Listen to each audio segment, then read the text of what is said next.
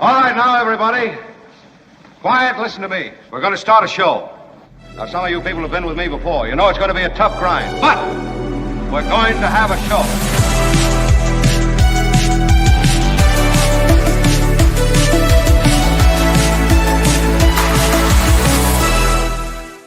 Tell me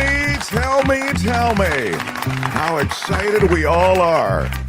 It is a midweek show, and there is a lot going on. We're on top of all of it. Welcome. Yes. Kim is here. Kim, how are you? In fact, Kim is updating things from the Updating Things desk.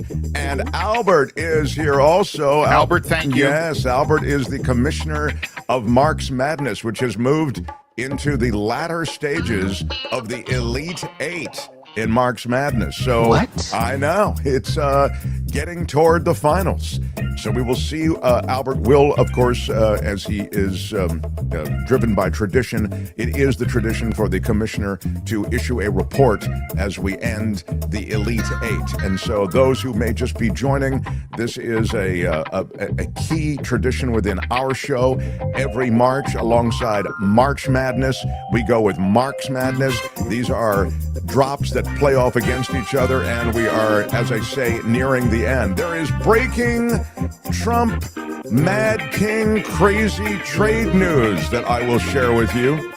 John Rothmann joins today, and Belinda is here as well. So, no audio, says Tammy. Is that true, that there is no audio? Yeah. I can hear audio. Yeah, Tammy, it would be a great show with no audio, though. I got to say, in some ways, it might be an improvement, but you may want to check your audio thing, because what can I say? We can all hear each other. It would be a surprise if there was no audio. If someone else doesn't have audio, please let us know. Yeah. Anyway, I'm filled with news, with thoughts, and I guess we'll get to the breaking news of the moment. I'm trying to decide whether to go breaking news of the moment first, or if I should get the update on Marx Madness first. I'm open to opinions on that. Kim, what would be your thought on that? I know whatever I say, you'll do the opposite, but the breaking news girl in me goes for, the breaking news. Yeah, I see. Okay. I blame you. All right. Oh, by the way, I think I Blame You is playing off today. Isn't that right, Albert? The I Blame You drop? Yes, not quite yet. Or actually, it will be. It will be playing. I Blame You, Kim. Your drop will be playing off, but Kim, because you taunt me and you disrespect me the way you do. I don't blame you. I kind of enjoy it. I am going to go with Kim's idea. Everybody wants. Well, I'm just looking in the chat here. All right, I'll go with breaking news here. And I need a breaking news sounder. Do we have no? I need a coffee. That's the not delicious the coffee sounder. No, yeah, that's it. Right, thank you. The breaking news now from WINS New York. You give us 22 minutes, we give you the world. Here is Kim McAllister. Kim. As Jim Shields says, the Penguins are free from the tariffs for 90 days. Woohoo! Yay, Penguins! Yeah, it happened on social media, which is where everything happens right now. Trump is saying that there will be a 90-day pause and a substantially lowered reciprocal tariffs, but only for the 75 countries who have called representatives of the United States to negotiate a solution to the subjects being discussed relative to trade. Only those countries that called the toll-free number to negotiate. Yeah. In the same message, yes, Trump says, no, the retaliatory trade on China, tariff on China will be raised to 125%, and that is due to an extreme lack of respect. He says, based on the lack of respect that China has shown to the world markets, I am hereby raising the tariff charged to China by the United States of America to 125% effective immediately. He is truly, sorry, go ahead. At some point in the near future, he says, China will realize the days of ripping off the USA and other countries was no longer sustainable or acceptable. Oh my God. I mean, he is the Mad King, man. Wow. He really is. It's very simple. We're making deals. Well, so everybody else gets a pause and China gets a slap. Yeah, I guess. I'm telling you, these countries are calling us up, kissing my ass. All right, it is true. He is. He's loving all the attention, and he's loving the madness. But apparently, he's not loving the markets. The markets were being brutalized. I'm not talking about just the American stock market, but I'm talking about markets worldwide. And I don't know who has gotten to him. I don't know if he's just kind of realized it. He seems intractable on most issues. But now that he's announced this pause, the Dow has surged 2,400 points, biggest rally in 5 years. Dow up 6.5%, S&P 500 up 7.6%, NASDAQ up 9.7%. The Meta stock is up 10%. But here's the thing, Mark, and you know way more about the stock market than I do, but we've seen these wild swings where you have a plummet and then you have, as we're having right now, a massive uptick. That's not stable, right? That's not what you want to see. Yeah, well, market volatility is not good. Investors like stability, but the idea somehow that you are going to impose these witheringly horrible tariffs on the rest of the world was such an overwhelming horror show that it was driving the markets down and would continue to drive the markets. It would drive investors away. I still think America has a huge price to pay for this madness that is Trump. These reflexive moves, then the 90-day pause, then back. You see what he's doing with China. From an investment standpoint, it's really debilitating. You have no stability. You have a want on the part of investors of stability. It's the most important thing that America brings to the table. I'll get to Marx Madness in a second, but let me just round out this point, because one of the great things about America is the political stability, the peaceful transfer of power, and also the financial stability. It's a great place to come to actually begin a business because you don't have the government, for example, closing down your successful business willy-nilly. And you would have that like in a China. China would do that, right? I mean, that's the problem with other, I'll say communist countries, dictatorial countries, fascist countries. You have such a complete power on the part of the government that they, and certainly China's case, they actually own these businesses technically, and so they're able to take them over at any point. In America, you have due process, you have a political stability. If you get a successful business going, you have the rule of law. These are all things that America represents in such a way that investors find it to be a safe haven here, and in fact, a place where their investments can flourish. Now, enter the Mad King and these crazy tariffs and flexes that he constantly is doing, and you now have instability. And so even as the markets rise, there is a question and a trepidation on the part of investors as to what the future is going to be. I mean, America can quickly become, and it's already happening, a place where investors are no longer, even domestic investors, I'm not even talking about foreign investors. Look at what's happening if you talk to many CEOs, they're pulling back. They're pulling back in hiring. They're pulling back in investments. I'm talking about in their own companies. Expansion plans are put on hold. The reason for that is they're not sure what's going to happen. And that uncertainty, that instability works to undermine America's place in the world. And so finally to the dollar. One of the reasons the dollar is the international currency is, again, because of the stability of America. And so once you ruin that reputation of stability, once you destroy America's profile in the world as a stable economy and a stable political scene, all bets are off.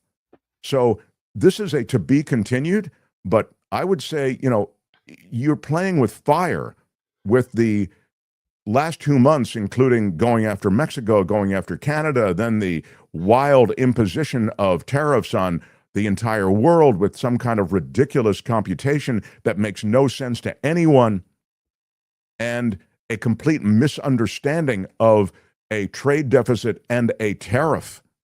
How you can run a trade deficit with a country, that doesn't mean that they're tariffing you. It's a bizarre place we end up, but just to the point on stability and volatility, it's way beyond the markets. It's the system in America and the stability here can easily be undermined. And I think Trump and his administration are undermining it every hour. So, but that's the latest. And Kim, thank you for that news break. And yes, Kim, you have traffic and weather together. Weather on the ones, weather on the twos. And the traffic and weather together. KCBS News Time is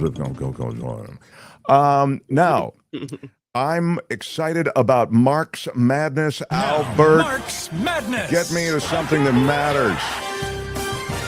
The commissioner of Marx Madness is Albert. Albert, update us on what's happening. Yeah, that is me. I just want to announce that our Final Four will begin tomorrow, and solidifying themselves in the Final Four, AOC Baby Girl, and Try Ignoring It. All right. Wow. I have my Try Ignoring It mug today with my Coachella Valley coffee. I think this is a Try Ignoring It mug. We could try ignoring it, sir. The isn't it? Yeah. That is we correct. could try ignoring it, sir. Yeah. So How's your hand doing, by the way? It's slowly getting better. Thank you. I had hand surgery. Thank you. It's not painful anymore, which is the best So doing part. better than your bracket, Mark. My bracket kind of blew up in March Madness, I think. Didn't do well. Let's see what happened. We had Fauci, you do not know, going up AOC Baby Girl won. Going back to Texas, lost to Try Ignoring It. And so Try Ignoring It in the bottom half of that contest yesterday. Yes, Wow. and then we had the rest of the Elite Eight today, and we will have the Final Four that will begin tomorrow, and then just in a couple more days, it will be championship time, finals time, and we'll see who wins. I just realized that my Mark Thompson Show mug, we went with a new merch outfit like about 6 months ago, and we're now even kind of repositioning that. And we could try ignoring it. Sure, they have it on the mugs, and there's some good stuff. But on the bottom of it, as you know, I don't know if you can see it because this is full of coffee, so maybe you can't, but it says, can you see it? Made in China.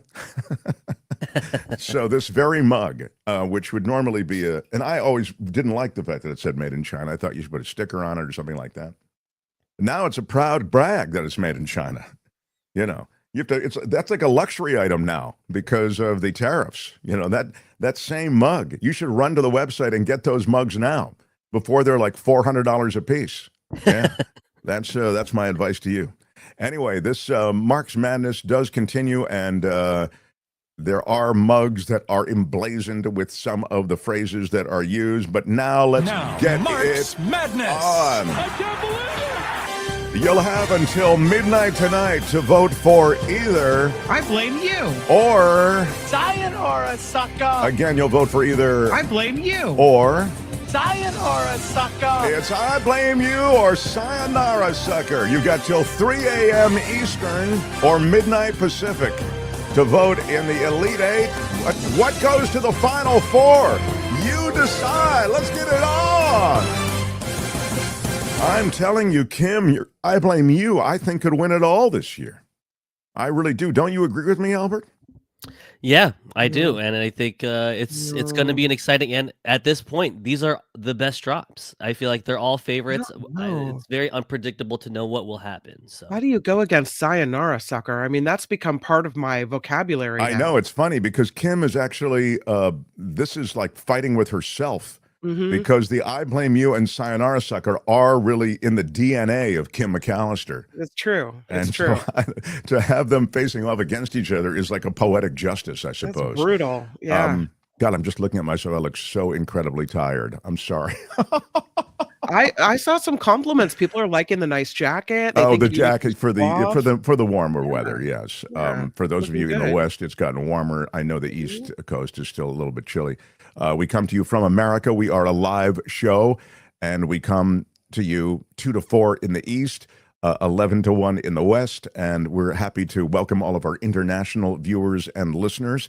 I did get got a couple of emails that I will get to in due time, but right now I did want to. I guess I want to follow up on some of this news of we've got Rothman. We'll get into some of the Rothman stuff with that will relate to tariffs and relate to Trump, et cetera. But I did do a lot of watching of testimony about the tariffs and also the functionaries who are in the Trump administration, the highest profile of whom I think is probably that Bessent, who is the he's the Treasury Secretary. And as I've told you before, the thing about Scott Bessent is he's a smart guy. Okay, I mean, now he's not. You probably would disagree with him on a lot of things.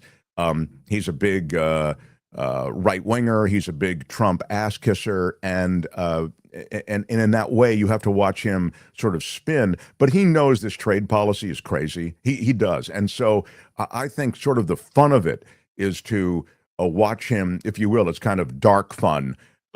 Try to justify as he's questioned by even friendly media. Okay, this is Fox News where he's being questioned. But Larry Kudlow, who was in the first Trump administration, and by the way, Bessent was in the first Trump administration also. Kudlow actually sort of schools him on trade policy and how these tariffs are computed. Run a little bit of that, Albert, if you would, please. These numbers. We looked up the International Trade Administration, shows Japan with a 4.3% average tariff, 4.3% average tariff, okay? But in the chart that President Trump showed last week, the so-called reciprocal charge-offs, it has Japan at 46%. Now, I know how you get to 46% using deficits as a trade deficit as a share of imports, but that's an odd way to look at it. I mean, really, yeah, thank you. There that's may exactly be right. No. I didn't mean thank you. Stop it. I was just going to say, wait, now that you've stopped it, I'll just say he's just identified it. You're looking at trade deficits and you're making them tariffs as though we're being tariffed at that level that there's a deficit. It makes no sense. Please continue, Albert. But they're not all this much. I mean, 46 is a much higher number than 4.3. And I think there's a lot of confusion in the market about what becomes necessary here.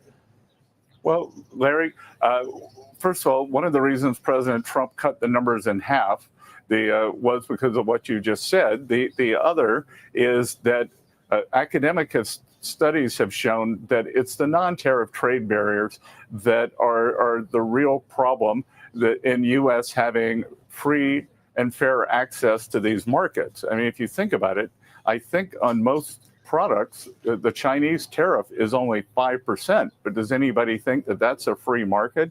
It could be the testing in cars. It could be GMO restraints in food.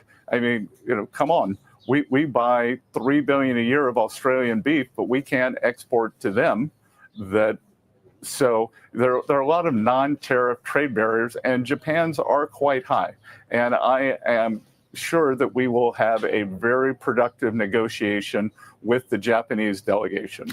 But you just heard, I don't know if you heard Art Laffer in the prior interview, but Art doesn't believe that the trade deficit should be a metric. I don't really either. I mean, no one does. If you get your tax cuts, and I guess you're well on the way, you get your deregulation. These are all huge pro-growth items. Okay. We will grow. We, the United States, will grow faster than Japan. We will grow faster than almost anybody. Therefore, almost by definition, by growing faster than the rest of the world, we're always going to have a trade deficit. So I don't know why you'd want to use the trade deficit in a calculation for a reciprocal charge. I understand your point about non-tariff barriers. I get that. That's why I would have chosen a handful of countries, I don't know, maybe 10 or a dozen countries, and really carefully pinpointed it. But to apply this to the whole world on the basis of trade deficits, is that really the best in your judgment? You've been around a long time. You've looked at these. You've done analysis. Is that really where we should be at? This is BS. Come on. Well, look, Larry, the trade deficit, as you and Art know, is a result of three things. It's a result of the terms of trade, it's a result of our budget deficit, and it's the result of the level of the dollar. And we want a strong dollar. We are getting our budget deficit under control, which I actually think will help with the trade deficit. And then the third part is the tariff or the trade barriers which we're seeing. So I am confident that we will, again, as I said, the four factors will be tariffs, non-tariff trade barriers, the currency manipulation, and whether it's wage or industrial subsidies. And I think we're going to have very, very productive negotiations with these. And again, as you said on tariffs, or as you said on taxes, Larry, the real problem has been these barriers, because what we are going to create. Stop. He's now pivoted. What he's talking about is barriers such that, for example, he mentioned GMO. You can also get into other chemicals and pesticides that are applied to American agricultural goods or produce of one kind or another. And as a result, countries don't accept American products because they violate basic restrictions on those pesticides, et cetera, being used, okay, or GMO, et cetera. So that's what he's talking about. But that's a wild pivot from tariffs, which is really what was at the root of this. Remember, this entire policy was called reciprocal tariffs. This is supposed to be a payback for America getting owned the way we are, according to Trump, for all these many years. They are dying to make a deal. Please, sir, make a deal. Yeah. I'll do anything. I'll do anything, sir. I think he does love that they are coming in large numbers to try to get tariff relief. Yeah. Here's the problem: is the Trump administration is saying they've got countries lined up, willing to negotiate, ready to make a deal. And the countries, as of yesterday, were saying, we haven't heard anything from them. We've reached out. It's been crickets. They've said nothing. No one is answering the phone. No one is saying anything. In the case of the UK, they say they gave us the tariffs anyway. It didn't matter whether we were ready to negotiate or not. So, but they trot Besant out on the White House lawn this morning, and he says, oh, it took great courage for President Trump to stay the course until this moment. And he says, every country in the world who wants to come negotiate, we are willing to hear you. But it doesn't look like they're calling everybody back. Yeah, apparently not. I didn't know that. I mean, he's claiming, as you say, that they want to make deals, and we're very simple. We're making deals. Yeah, well, it's not. Apparently, as we were saying before, if you call the 1-800 "Let's Make a Deal" number, there is nobody picking up and nobody calling back. So there is, as is typical in the Trump administration, there is a line of propaganda that is completely disconnected from any truth. You're seldom getting truth from this administration. And that's another problem. I mean, that's a problem for us as Americans, and it's a problem internationally. You just never know what's real and what's not. And that's kind of the idea. This is part of a bigger conversation, but it's sort of the idea that you keep everybody so completely snowed with disbelief on everything that they don't believe fact and they don't believe fiction. They put it all in the same category of I just can't believe anything. But I guess the breaking news of the moment is that the Penguin ambassador is in the waiting room, sir. Yeah, the Penguin ambassador wants to make a deal. It's very simple. We're making deals. Yeah, we are making deals. Please, sir. They are dying to make a deal. Please, sir, make a deal. I'll do anything. I'll do anything, sir. He loves that kind of position he's in, where people are circling around him. I'm telling you, these countries are calling us up, kissing my ass. Yeah. So that is the environment in Washington. The China thing is not nothing, though. The fact that he actually, I think, was being fairly honest, may be the wrong word, but I think it reflects real feelings on his part, because the Chinese punched back. They were not sitting around. China is a huge economy. By some metrics, is as big or bigger than the American economy. And their view is, hey, dude, you want to get it on? We'll get it on. We don't want to get it on, but if you guys are into this, we'll do it. And so they did hit America with reciprocal tariffs on top of our tariffs. And now Trump has hit back. So that ripple effect could be substantial. Will be substantial. Anyway, the art of the deal from a guy who is, he's all show and no go. No one negotiates like him, don't you know? No one. He spoke before a group last night at a black tie affair, and that's really where he was peacocking about how much in control he is. Let me see a little bit of that, please, Albert. Not a war at all, because they're all coming here. Japan is coming here as we speak. They're in a plane flying, lots of them, all tough negotiators, but things that people wouldn't have given us 2 years ago, wouldn't have even thought of it 2 years ago, 3 years ago, 5 years ago, 7, they're giving us everything. They don't want tariffs on themselves. And it's very simple. We're making deals and people are paying tariffs. Countries are paying tariffs. I'm telling you, these countries are calling us up, kissing my ass. They are dying to make a deal. Please, sir, make a deal. I'll do anything. I'll do anything, sir.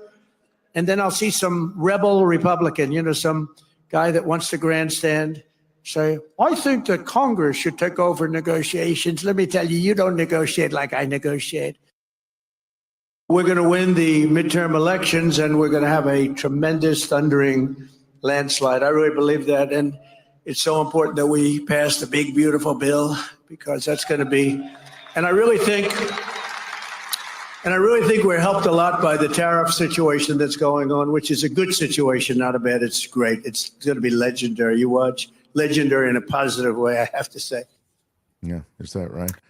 I want to talk to John Rothmann about this stuff. I think there's a lot to talk about, and I'm just blue skying that we're on the air. But look, by the way, on Blue Sky, we're the MTS. At the MTS. I think from Chaplain Fred, there comes this, and then I'll finish my thought. $5 super chat. Thank you for that, Chaplain Fred. Hi, Mark Kim. Question: do you think Trump is trying to get back at the CEOs that did not support Trump? CEO from JP Morgan is scared straight. No, I don't think he's trying to get back at the CEOs. As David K. Johnston points out repeatedly and pointed out yesterday in our conversation, Trump doesn't really have a plan. He doesn't have the 3D chess thing is not Trump, okay? Even the complete dismantling of government and, dragging the United States into the horror show that he's trying to drag it into with the dispensing of the rule of law, with the dispensing of government, etc., because he wants to be that through that prescription and that madness, the ascendant despot, authoritarian. That's oftentimes what happens. You essentially create an environment that is so full of unrest and distrust that the strong man rises. It's through history that has happened. That's not even really the methodology that Trump is applying. He's just all ego, and that megalomania that is Trump wants no impediments to whatever he wants to do. And that plan, which is just, again, it's a simple connecting A and B, that plan is to go around the courts, go around traditional law and order, the legal process. The idea somehow that it serves the goal 3 steps down the road, Trump isn't even looking at the goal 3 steps down the road. He's about self-enrichment right now, and he's about policies that serve him right now. And anything that gets in the way of that, he has an issue with. I'd say that's where Trump is coming from. So screwing the CEOs, that's not the kind of revenge he exacts, as you saw with the lawyers. He goes right after them. He goes right after the lawyers. He goes right after the law firms. He goes right after the media. He goes right after senators and the Congress people. There's no subterfuge with Trump. It's right there. And so I don't think it's some elaborate plan to get the CEOs. That's my thought. All right, I have some stuff from a congressional testimony. I want to get to John Rothmann. John, you'll indulge me just one. Play me, if you will, his leading, Trump's leading trade negotiator was in front of Congress yesterday, and senators were asking about not only just the computation of the trade deal, but the sense of the trade deal, what was behind it, the logic, etc. I'll play a little bit of that, and then we'll get to Rothmann. Go ahead. This is Jameson Greer, the U.S. Thank you, Mr. Trade Chairman. Rep. Go ahead. Ambassador, as USTR's chief of staff in the first Trump administration, you oversaw Senator the from Nevada negotiation of the speaking now. U.S.-Mexico-Canada agreement, the USMCA, and the renegotiation of the Korea-U.S. Free Trade Agreement, the KORUS. President Trump signed both of these agreements. He called the USMCA a colossal victory, and KORUS a historic milestone. And yet, with President Trump's new blanket tariffs, he is ripping up these agreements with our allies that we negotiated with. Why would any country want to do business with us, much less negotiate a trade deal, if we don't even honor our ongoing agreements? So, Senator, we are the consumer of last resort. These countries have to sell here. They have, many of them, especially in Asia, have built their entire economies around exporting to us. They're very dependent on it. And that's part of why we have this huge trade deficit. With USMCA, those parties continue to enjoy duty-free treatment for many of the products that continue to comply with the rules that were set out 5 years ago. There's a big concern, Senator, that we did not have adequate other protections to stop the flow, particularly of like autos into the United States. But there was a process for you to renegotiate that agreement this year. We talked about that in my office. Isn't that correct? That's correct. And it wasn't to do these blanket tariffs, correct? What we have to address is an emergency, Senator. That's true. And you should be honest. At least as you sit here, as you were in my office, be intellectually honest. Now, let me just ask this, because this is also true. And I so appreciate my This Senator is good Langford right here. You're talking about this. the Mexico Time matters. Canada agreement. How long did it take to negotiate that agreement, the USMCA, that you were part of? Stop right there, Albert. This is interesting. I love this. I love this. Because we're talking about trade agreements, and he's talking about negotiating with all of these different countries, right? 50 to 70 countries that have come to him, and they're all kissing his ass, he was saying, and they're right. So she's talking about just the trade agreement between Mexico and Canada and the U.S., okay? How long, she's asking Jameson Greer, how long did it take you to craft this great agreement that Trump is talking about? Does anybody know how long did it take to make that deal with Mexico and Canada, the last trade deal that he's just torn up? How long did that deal take to put together? A year, says Gordon. Anybody else?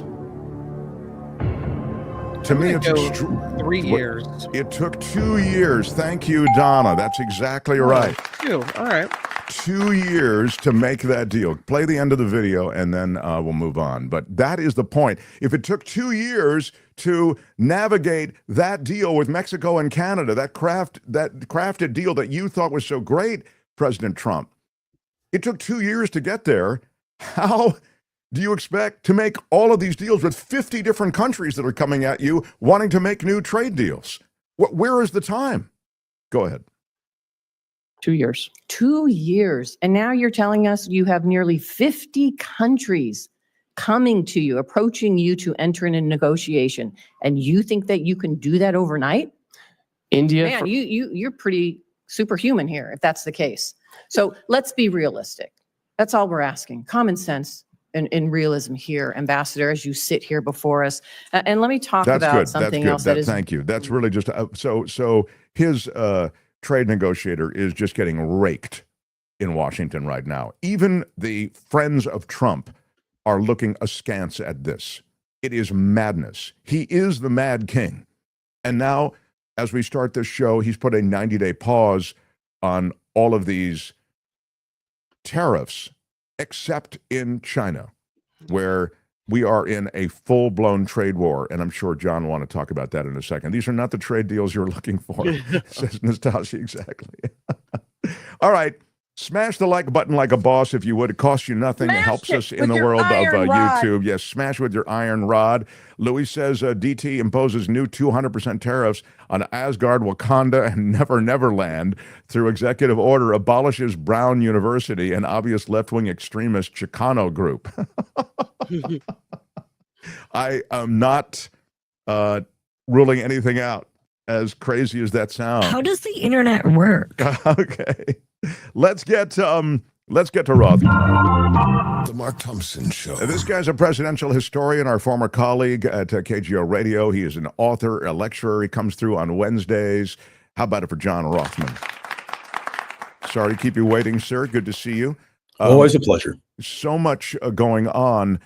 So, John, maybe you have a thought as to where these tariffs, now on a 90-day pause, leave America, particularly in relation to the continuing trade war that apparently has been begun and escalated with China.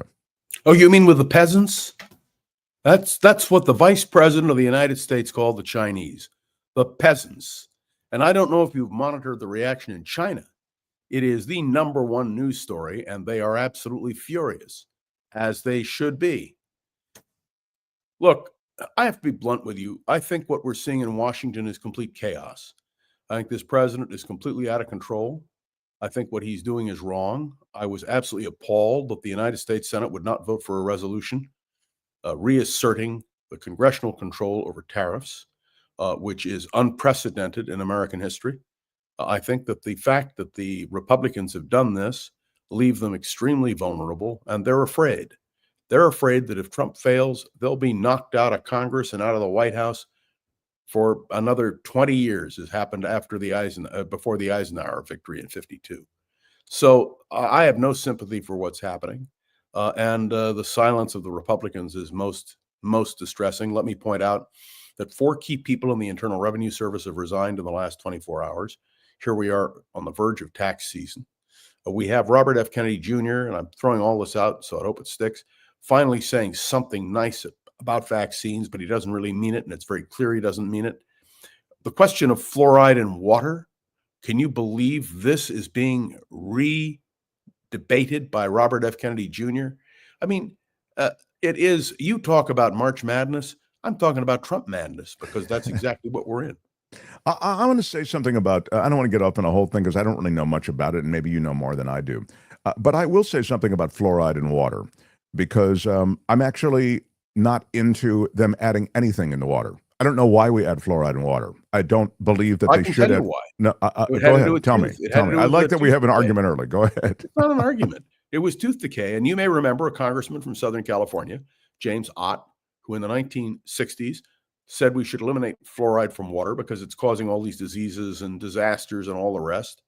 But it isn't the issue of fluoride. It isn't even the issue of vaccines. No, I'm on the issue of fluoride, sir. You've stopped me. You interrupted me, and you said, I'll tell you why. It's because of tooth decay. So let me come back at you and say, all right, well, there are a lot of Americans don't get the vitamins that they need every day. Should we add vitamins to the water also? Fluoride and vitamins? Is that what you'd like to see? What else would you like to see added to the water that you feel Americans aren't getting enough of? You know, Mark, it's a silly conversation. Why are you yelling? With all due respect. and I'm not going to indulge in it. All right. I understand because I grew up as you did, because we're about the same age. We grew up in an age when the polio vaccine allowed us to swim during the summer and protected us, when fluoride in the water did a tremendous amount to prevent tooth decay, which was absolutely necessary, in which vaccines in general changed the course of our history, including the measles vaccine. I'm not going to indulge in anything more or less. Let me just say this. Yeah. I believe RFK Jr. is a dangerous guy. He shouldn't be running that agency. We agree. I not only believe in vaccines, but I need to go get the pneumonia vaccine. I need to get the shingles vaccine. These are things I just had conversations yesterday with my pharmacist about getting it on the schedule. So I have no issue with that. But on the fluoride, I do pull it out. I do carve it out because I think it's insanity. I don't believe. I Look, don't I'm not believe going to that debate you it with should. you. I know you're not. So let me finish my thought. If you're not going to debate it, then let me finish what I'm saying. Why are you yelling? I just don't want to embarrass you. No, how dare you say Why are you that? yelling? I'm embarrassing you, sir. I take back that embarrassment. It bounces off of me and bounces onto you. My point is simply this. I want water. I want pure water. I don't want anything added to it. I don't want a board of governors to decide what's added to the water, regardless of what it is. Good. That's full stop. Good. Now, I believe in water purification. You may not, but that's the reason why disease is down and our water is better. Well, you're okay. You're all over the road on this. I mean, you're saying you don't want to debate. You're saying you don't want to debate you don't want to debate it, and then you debate it. You with these little remarks that you're making. I'm simply following up on the ludicrous remarks that you just made. What was ludicrous that I said? That you question the question of clean water.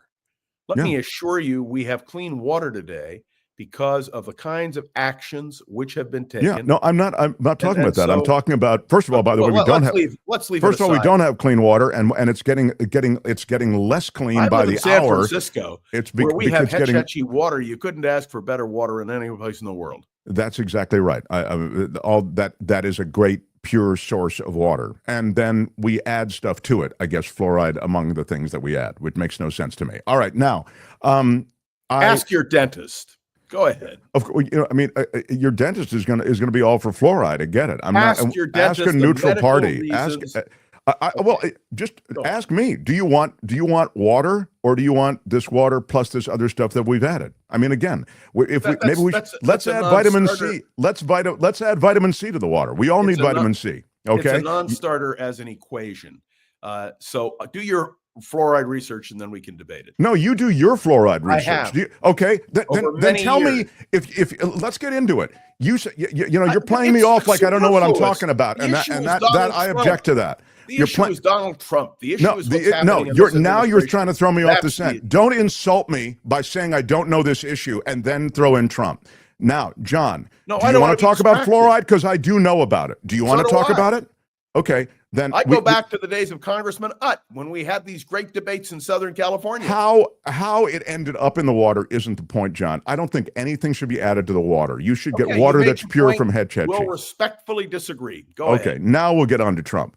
Now, the things that bother me about, I mean, you can shake your head, John, but you don't get into it with me. Don't get, again, I don't have to get into it with you. You're wrong. No, you're wrong. I know. Yes. Why do you want anything added to the water? Why do you want anything added to the water? I want water, pure water. Gosh, Kim, where are you when I need you? All right, so. She's concerned about her children, and she wants fluoride in the water. That's why. Well, I mean, again, okay. So let's talk about Trump, and let's talk about this pause. He's got a pause now on this tariff, these ridiculous tariffs that he's imposed across the board. And again, tariffs can be useful if they're targeted, but this across-the-board tariff that with the lunatic way in which he did this computation to come up with the actual tariff numbers, it's absurd. No one can explain it. No one can explain legitimately how we got I made a numbers. suggestion which is now being discussed in Washington. The Democrats on the House Judiciary Committee have nothing to do because they're the minority. So I said, prepare articles of impeachment, substantive argument with each item so that when the day comes, the record is clear that the Democratic Party enumerated the problems. We have a situation now where a Trump-nominated judge has now said that what he tried to do to the Associated Press is unconstitutional. When a president of the United States violates the Constitution, there is redress, and that redress, very simply, is impeachment. Now, I know the Democrats don't have the votes. I know that while Jim Jordan is chairman of the House Judiciary Committee, but I'm saying create a record, campaign on that record, and I believe Donald Trump and the Republicans in the midterm elections will suffer massive defeat. Yeah, this does look as though it's a huge political price that will be paid, and I think that's one of the reasons that you're seeing a lot of pushback in Washington from those Republicans to whom you've referred. They are not happy with what he is doing, and he seems to be, on one level, unmoved by all of that, but on another, when I see him pause these tariffs for 90 days, I'm wondering, is it the political or is it the financial, seeing the markets just fall off a ledge? Both. When you have this kind of drop, can you imagine if Joe Biden had been president and there had been this kind of collapse in the stock market? And by the way, the reinvigoration today, because the tariffs are removed, should, for a period of time, should explain to everyone the concern of people who are involved in American investment. And imagine what the world is thinking. We are a laughingstock. Not only that, we're a danger to the world. And by the way, you buy your Christmas decorations from China. What do you think China is going to do now in terms of charges for Christmas decorations? Think of everything you have in your closet that is made in China: shoes, clothes, Christmas decorations. The backlash on this is going to be considerable. And may I say that I also worry about what the Chinese are doing in relation to Taiwan. The increasing pressure on Taiwan. Anything can happen. And the last thing we need is an international crisis of that kind. Donald Trump's foreign policy is incompetent and is creating damage. And look, even among his key advisors now, they're calling each other names in public. This is no way to conduct an administration. This is no way to conduct things. You know what? We ought to add fluoride to their water.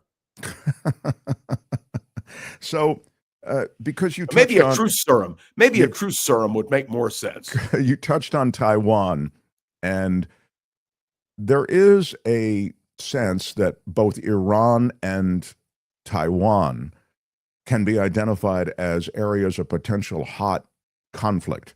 No question.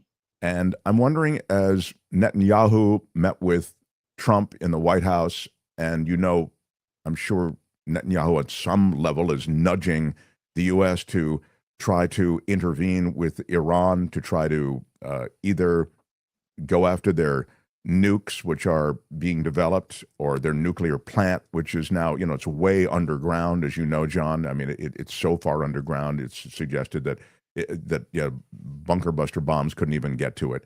I wonder if you can speak to both the potential, if you will, of a hot war in Iran that the U.S. might be involved in, and one in Taiwan.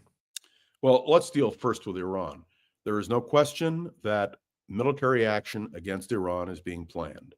There is no question that American forces are being repositioned. You can look it up right now and see it. I believe that the situation with Iran is escalating. That is not a good sign. And the negotiations which are taking place now are not real negotiations. And the Iranians understand that. So we'll have to see whether Iran caves or not. But they will not give up their nuclear capability. And I think that's very clear. As for Taiwan, the Taiwanese are scared because what is happening now with China, in a sense, liberates the Chinese leadership on the mainland to try to create distractions, to try to create situations. And Taiwan is the natural spot.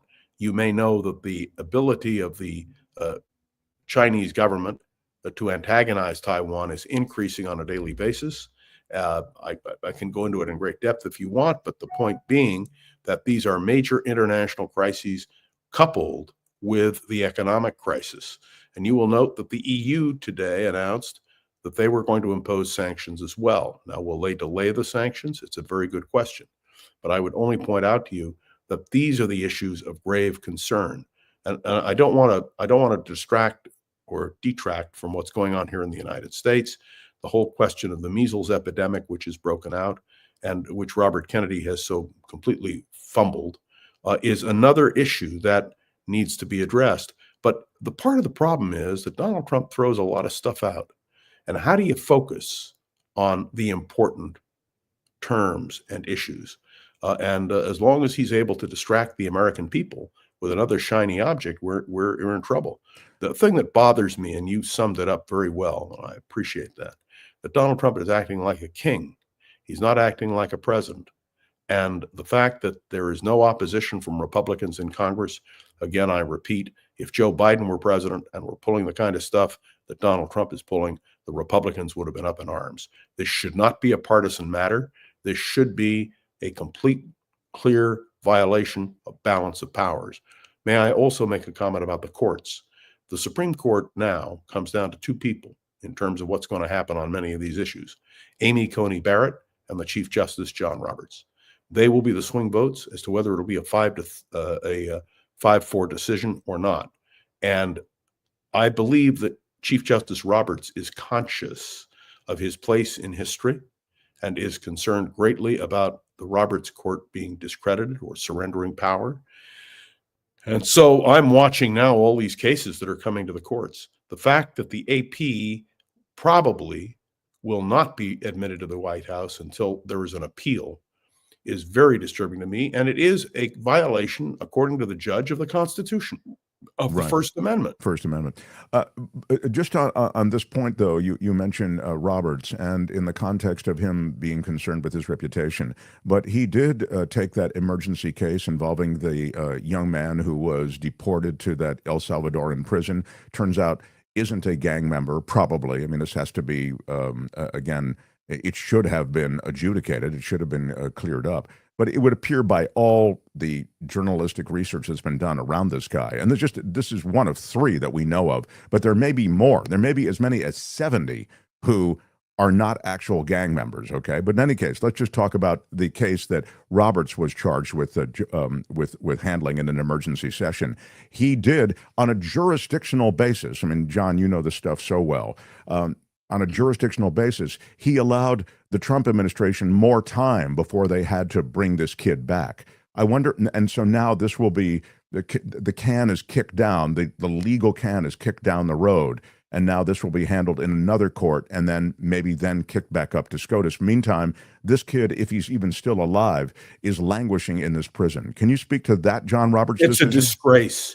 And by the way, the other thing that's a disgrace, and all of you who listen to this program know I'm a Zionist, been very active in pro-Israel activities, the idea of the suspension of visas by students who are accused of supporting a particular political position. They aren't terrorists. They're supporting a political position, by the way, which I disagree with profoundly. But would I deport people? The fact that the Supreme Court of the United States has yet to rule on these questions is of profound concern. What Donald Trump is doing is ripping at the very fabric of democracy. And when I say it, I really mean it. And I think this is another example. But yes, to deport somebody, now you'll notice the Supreme Court in its decision did insist that any future deportations, the people who are deported have the right to appeal. Now, how will Pam Bondi, the Attorney General of the United States, react to that? Frankly, you have to remember that Bondi and Vance and the Solicitor General of the United States and others have said they don't care what the court says. They're going to do what they want to do. That's the president's job, is to protect the country, pure and simple. That kind of language is, to me, the greatest danger to American democracy that we could ever face. So my answer is, and I apologize to you on the fluoride thing, we get distracted on an issue which is not nearly as important as these issues, and they're not being raised properly. No question about it. That's why I support the Mark Thompson program. Well, no, we're allowed to run around the schoolyard on various issues, even if they don't rise to the top 5. Yeah, but if we don't stop running around, let me finish on my own show, John. Why are you yelling?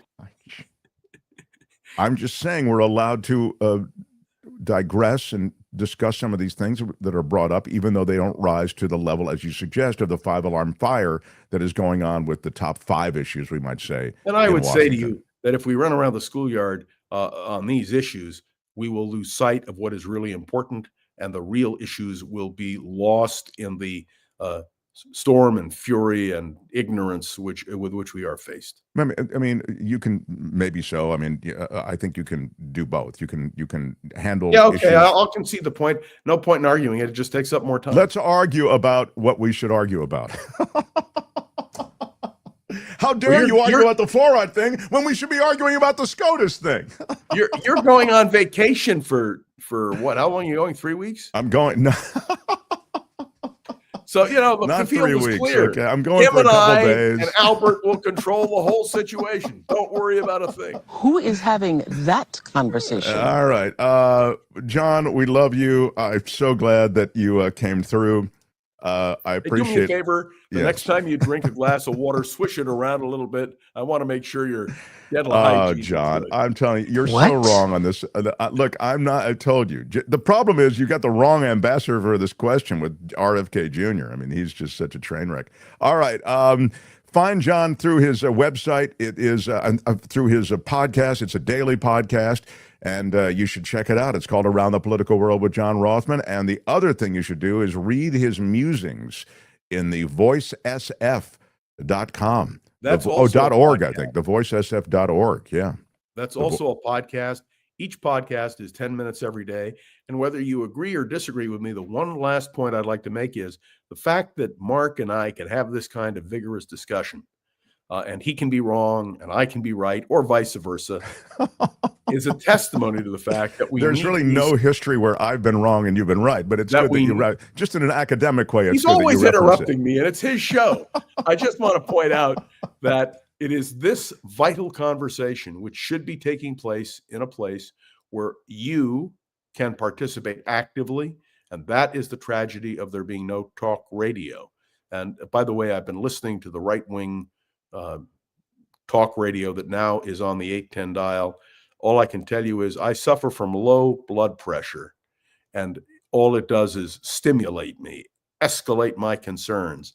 But these are all issues. I'm going to see Mickey Luckoff tomorrow, by the way. Luis says nobody knows who the hell Mickey Luckoff is anymore, but give him my best. I do know him. That's what I was going to say. I'm going to give him your best. Okay, thank you very much. Luis, Professor Rothmann, what is it going to take for Republicans to part ways with Trump? I love it when Rothmann comes through. I have so much fun with him. 500 children dying from measles, polio, other once-gone illnesses, citizens banished to Salvadoran prisons. When will the Republicans part ways with Trump? Never, says Luis. What do you think? What will it take? I think when a president of the United States pushes the envelope too far, there is concern. And you can see the beginning of cracks among Republicans right now. And I think that, Mark, is our hope. The courts and the reaction of the American people, that's what's going to change the direction. What is tragic is that then the Republican Party will have to rebuild. And unfortunately, they've sold their soul. I just reread The Devil and Daniel Webster. Once you sell your soul, you've got a problem regaining credibility. And I think the Republican Party today has that problem and is going to be a long-term problem. I didn't talk at all about Cory Booker and his 25-hour extravaganza on the floor of the United States Senate. It didn't accomplish much, but what it did do was for a few minutes to focus attention on a place other than Donald Trump. And the Democrats are going to have to be able to raise these issues. And I call again for the House Judiciary Committee, the Democrats on the House Judiciary Committee, create the indictment of Donald Trump in a logical, legal fashion, pointing out all of the things, not just a few things you and I have covered, but all of the things that Donald Trump has done. When it's in writing, when people can see it, when they can hear it, I think it will make a huge difference in terms of the midterm election, and the midterm election is where we have to put all our energy. Well, I'll put that off to the side. I totally disagree with you on that. I just don't think that. I know you do. It's okay. That's why I raise it. All right. All right. So, if I want to run around the schoolyard with somebody, it might as well be you. Ask John Rothmann, says Phineas J. Whoopi, about Trump enacting martial law on 420, and what can we as citizens do? Let me ask you seriously about the imposition of this. Of some kind of a kissing cousin of martial law. He's already enacted this national emergency. That's how he has the power to levy these tariffs. But this national emergency is not legitimate. All right. So no, it isn't. It's not a national emergency, and we all know it. So might he, with again suspect legitimacy, do something to derail the midterms, let's say, or the coming political storm if he sees it in the elections ahead? No, he cannot suspend midterm elections. This was discussed once seriously in American history. That was in 1942. America had gone to war. Question of whether we should have midterm elections. There was a formal proposal that maybe we should suspend them. And I'm glad to tell you that Sam Rayburn and the Democratic leader in the House and Joe Martin, the Republican leader in the House, got together and said, no, we're going to go ahead with elections. And I believe the fact that Donald Trump affirmed today in his statement that midterm elections will be held and he expects a massive victory. That applies, by the way, to the third term. Let me reassure everybody, he cannot constitutionally run for a third term under any circumstances. And even a Republican congressman introducing a resolution in the House, which happened the other day, asking for a third term. You'd have to amend the Constitution. It isn't going to happen. And I'm not worried about that. I tell you what I am worried about. I'm worried about J.D. Vance, whose irresponsible comments about Chinese peasants, which really should be something we focus on, and Haitians eating cats and dogs. I mean, this is the kind of irresponsible language. You know what's stunning to me? It makes my old friend Spiro Agnew look good. And I'm not really a nattering. And was I'm he not really? a nattering. Wait a minute. Was he really your old friend? Yes. And You I'm not, literally, you were a friend of Spiro Agnew. I knew him pretty well. But I want to assure Wow, you, I am not. That's a I am bad not- brag. I am not a nattering nabob of negativism. Yeah, that was his line. Adrian Foster says, I like the homage to the late Len Tillum. Sayonara. There you go. Yeah, I agree. Yeah, how about that? Thank you God for bless- if the anybody super chat, remembers Len, Adrian. but I sure do, and so Yeah. do you. Yeah. John, best wishes to you. When is your vacation? I'll be gone Friday, I think. And then I have a longer vacation end of the month. Kim has kind of kept track of it. Well, thank God the show will be in capable hands. Kim has things well in hand, and we'll bring in a cavalry as well. But you're great. We love your visits and look forward to Around the Just Political World with remember, John Rothmann. when you Yes, drink sir? that water, swish it a little more. It'll ensure your dental health. I'd say don't swallow it. All right. See you later, John Rothmann, everybody. Bye. Bye. Bye.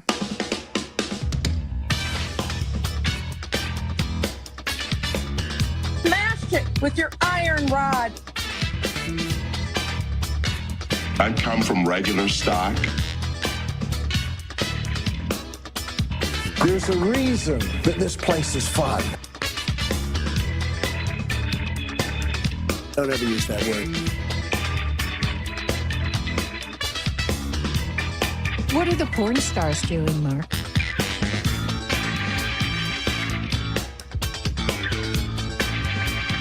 They pay me a lot of money for having attitude.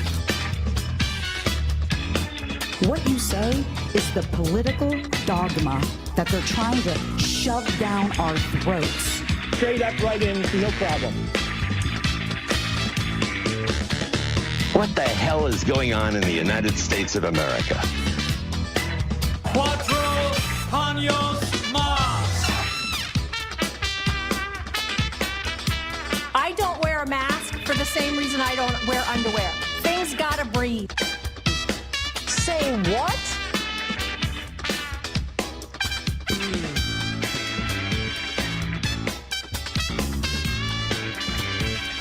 Do you have a secret talent? You get nothing.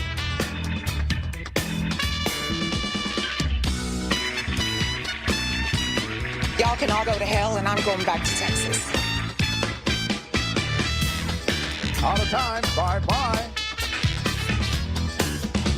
Did you really just do that? Right on, everybody. It is our Wednesday show. Always good to have Rothman through. Get us kind of into a provocative conversation. Wow. That was Yeah. something. Who knew that we'd get into a big thing about fluoride? My city does not fluoride its water, fluoridate its water. Good. There's never been anything like this. I'm telling you. I mean, he can come after me and pretend that he knows the science, but I don't think he really does. Or I'll put it this way: he hasn't. I mean, he's such a learned man, but I don't want anything added to my water. I want just pure water. That's why I don't like plastic in the water. That's why I don't like acid rain byproducts in the water. I want just pure water. Why wouldn't you want just pure water? Again, the worst ambassador for this is RFK Jr. because he's a loon and he's about a lot of other stuff, and that's killing people. So I hate that he represents this position, but he's right about fluoride in water. It shouldn't be in the water. It's a neurotoxin. You don't add vitamin C to the water because all people need vitamin C or vitamin A or vitamin whatever. You don't. Just give me water. I will add whatever I want to add to my water. Great that Kim's community in the North Bay, the beautiful community of Petaluma, they don't add anything to the water. So on that, I'm sorry, I'm right about this, and it's indefensible that we add this chemical to the water. So, and there are people who disagree with me, and I'll just quickly get on with them. It's such a hot topic. It's amazing. I will say that in Petaluma, you take your child to the dentist, and the dentist knows that our area doesn't fluoridate the water, and so they have paste that they'll put on your children's teeth, or they'll give you tablets if you so choose to do that. So there is, they treat you accordingly. I get it. And fluoride in toothpaste, etc., is safe because what do you do after you've brushed your teeth? You spit out the fluoride and all the rest. And there can be fluoride residue on your teeth, or it's in mouthwash and that kind of thing. But I'm telling you, I don't know how we got onto this, but I do believe quite passionately, as you can tell, that nothing should be added to the water. Just give me the water. I don't need the government deciding that the population, they are really deficient in this vitamin. Let's add that along with, I've just noticed tooth decay is a real issue. Let's add fluoride to the water. I'm sorry, it's past its expiration date. Shouldn't exist. Fluoride and vaccines are two different subjects. Exactly. Thank you, just give me the truth. I want THC in my water, says Tammy. Where are my weed smokers at? Come on now. A little bit. Isn't anybody but a weed? A little bit, yeah. Fluoride is technically, the Soulcraft says, a cumulative poison, meaning that your body holds onto it, but the levels it would take to affect you are extreme. That is true in general. It is a neurotoxin. It does develop, a cumulative load in your body. And it's probably also true, as the Soulcraft says, that, even though your body holds onto it, it probably won't affect you unless you have large amounts of it. But it's, again, I would suggest it shouldn't be in the water to begin with. So that's where I am on it. I know we've been completely socialized to believe it's cool. It helps with the teeth decay, and the tooth decay that was present prior to adding fluoride to the water was so good, But anyway, thank you, Santi M. Correct. Fluoride is toxic. Bad news. Exactly. And Delwood Kelp, who is, I don't agree with Kelp on much of anything. I do like his name, Delwood Kelp, because I think he made it up, but I really like that he made up a real good one. Is Mark saying he doesn't want chlorine-treated water? Is he ignoring chlorine? This is something else I was going to mention, that chlorine is in the water, and you have to find levels of chlorine that are acceptable for human ingestion. So, yeah, the problem comes in that water has to be purified in some way, and that's where chlorine comes in. But again, at least there is an end there with chlorine toward purification. But again, I find these additives to water all bad. So I want pure water is what I'd like. Great, drinkable, pure water, the way my Lord and Savior Donald J. Trump created pure water. Now, Albert, what's happening in Marx Madness? Give me an update, Albert. Somebody wake Albert. I could tell you that there's no water involved. There's no water involved. That is very good news. Yeah. Well, we have a couple new drops. We are in the Elite 8, and at this time, I can show you some of the voting. Show me some of the voting. Yeah, that's exactly what I want. I Blame You. I Blame You, which is a fan favorite to go maybe all the way. I Blame You is crushing Sayonara Sucker. That's amazing. I would have thought Sayonara would have had more gumption in that race. Yeah, I blame you. I Blame You. Yeah, against Sayonara Sucker. Sayonara Sucker. Again, you'll vote in the posts section. You see how right now, if you're on YouTube, you can see Albert has posts highlighted. If you go to our channel under posts, you'll see that's where you can vote. And if you subscribe to the show, it'll come right up in your feed. You don't even have to go. But It is. It looks like a walkover for Kim's drop. I blame you. Kim. Well, I feel like Kim's cheating here. They might both be Kim drops in a way, but Oh, that's right. It's That's true. Kim right. loves the sayonara. Yeah, it's true. She Mhm. loves sayonara, sucker. It's kind of Yeah. sad. All right. Well, it's time to introduce. Now, this is the end of the Elite Eight in this next offering, right, Albert?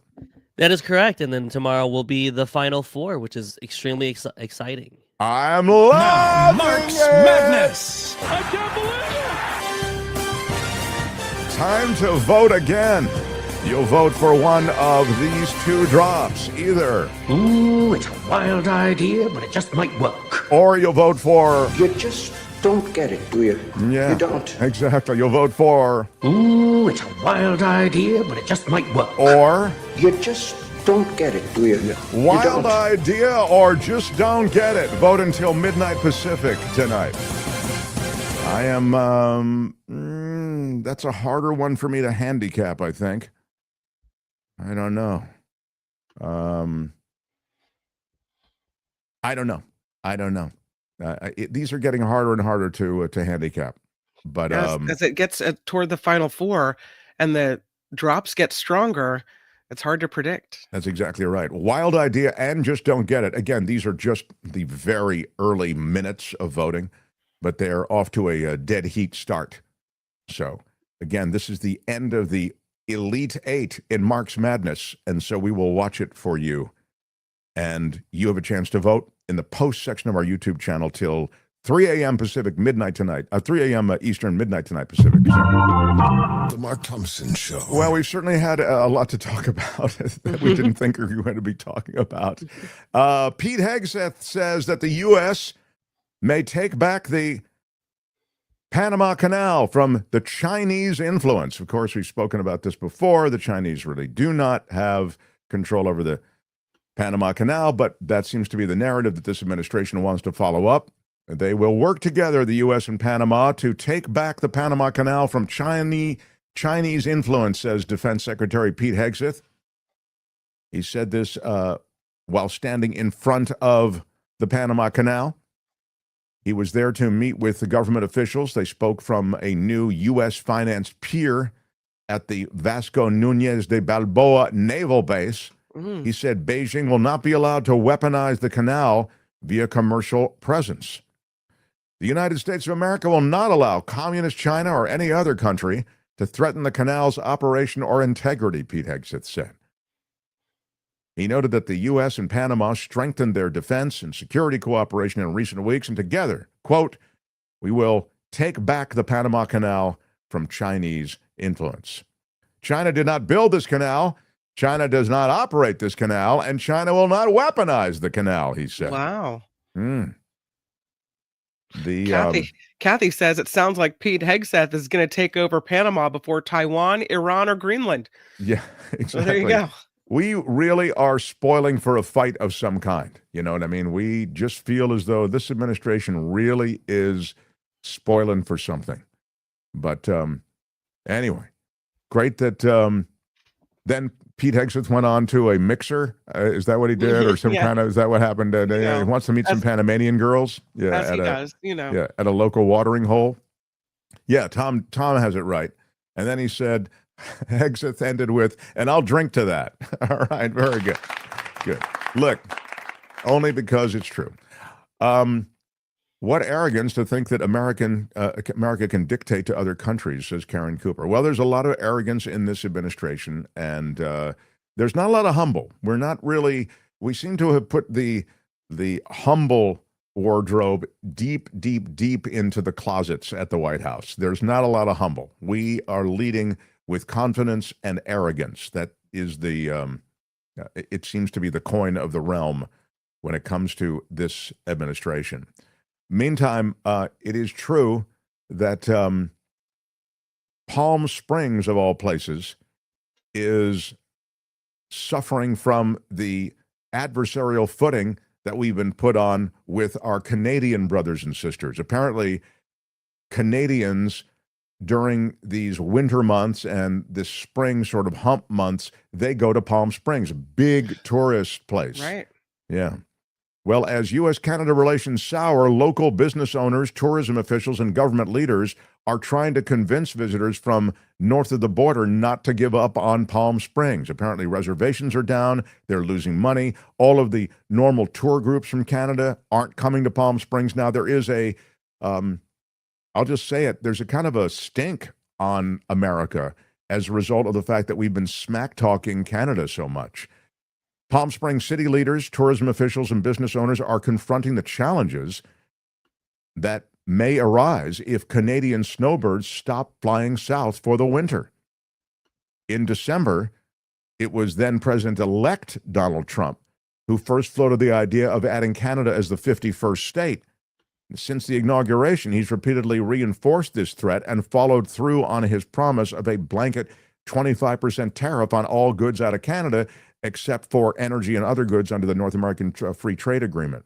So that includes a 10% tariff. So anyway, Canadian visitors to Palm Springs, well known as friendly and genial, did not take Trump's actions lightly, and they have pulled out of a lot of plans they had to come visit the desert community. And of course, in Canada, many citizens are booing the national anthem as it's played, the American national anthem. So these are tough times for Canada. Sucker.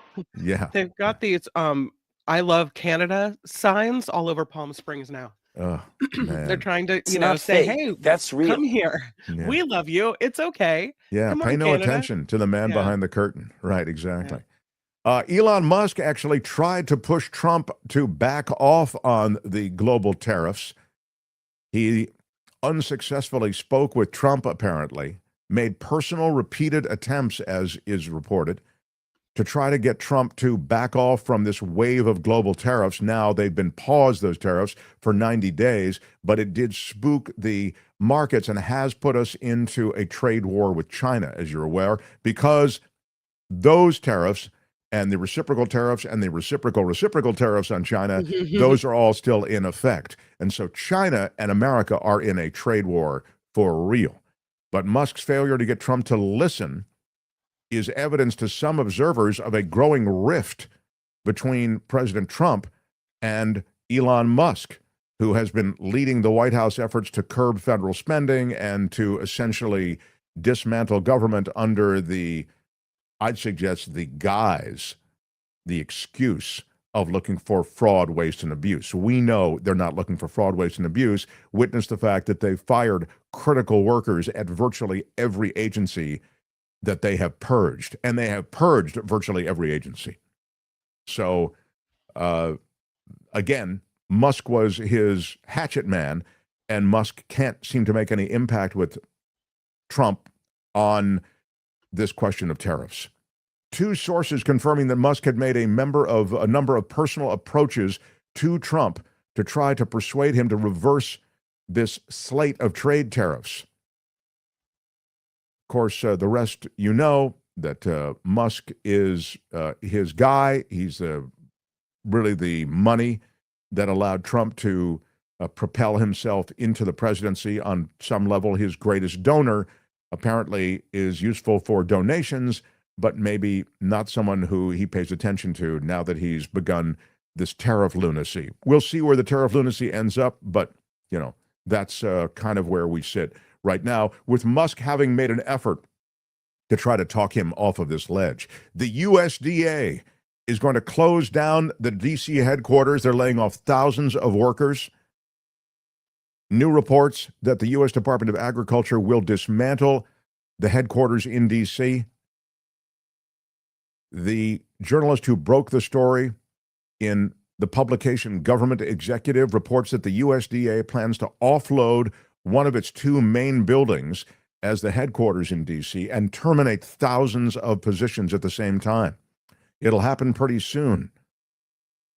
Also reporting that the plan is to relocate employees who are not laid off to 3 hubs across the country, not clear yet where they will be.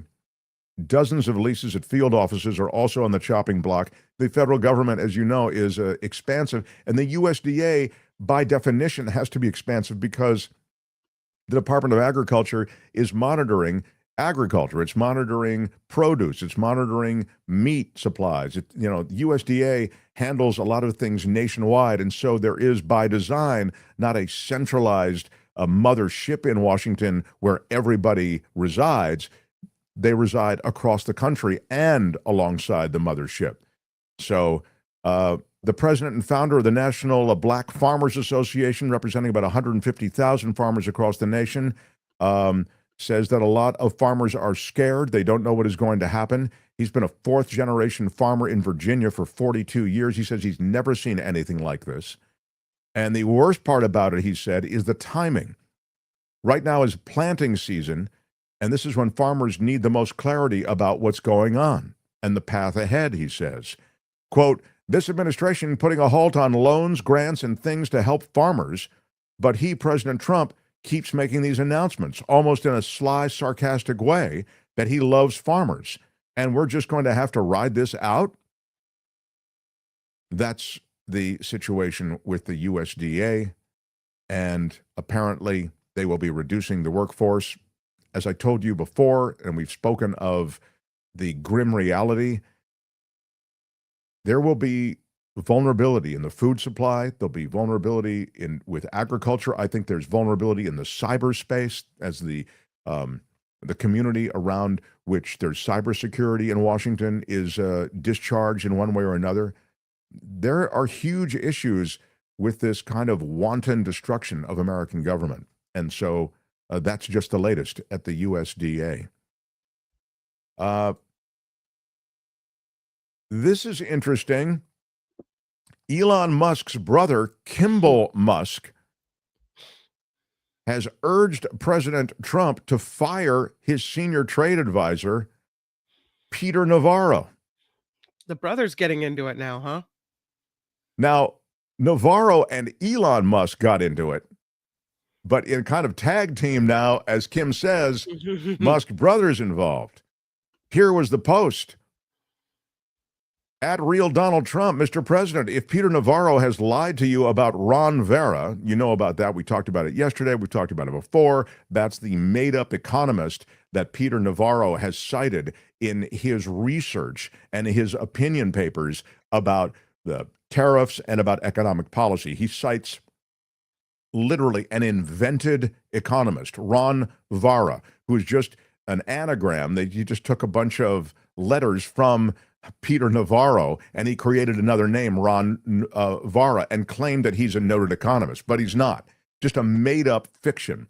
Peter Navarro is a train wreck, but he's great on TV. He's unstoppable. He's a flamethrower, and that's why Trump likes him, I think. Anyway, Musk's brother says, Mr. President, if Peter Navarro has lied to you about Ron Vera, what else has he lied to you about?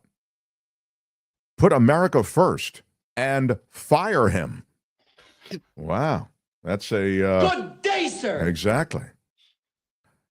Musk called Navarro a moron in response to the claims that the trade advisor made about Tesla's manufacturing and assembly process. Navarro is truly a moron. What he says is demonstrably false. That was Elon Musk speaking about it. He, as you know, Navarro said that Tesla is not a car manufacturer, but a car assembler. Navarro is dumber than a sack of bricks, Musk added. Wow. That's not very nice. No. Good day, sir. Okay, right. And one more thing. I love it when you're angry. Anyway, that's the situation. And I mean, it's interesting because, you know, Kim, Tesla stands to, well, potentially gain from some of these tariffs if they have gone into effect. The auto tariffs have gone into effect because they're a domestic automaker. But the problem is that a lot of the component parts do come from other countries that are tariffed, among them China. That's probably why Musk, in his own best self-interest, tried to get Trump not to do the tariff thing, tried to convince him this is bad for the economy because it's bad for his own personal economy, right? Exactly. Yeah. Exactly. And the thinking is that the fact that Trump didn't listen to Musk and went on ahead with these tariffs, the scuttlebutt is that it highlights that there's some kind of breakage between Trump and Musk. Trouble in paradise, you're saying. Girl, you just woo. Yeah, That's I right. don't know. I mean, the love has left the building. On the environment, which is a thing that I care desperately about, and I think many people care about the environment as well who stop through this channel. Donald Trump signed 4 executive orders yesterday aimed at reviving coal. This is what he did the first time round. It makes no sense.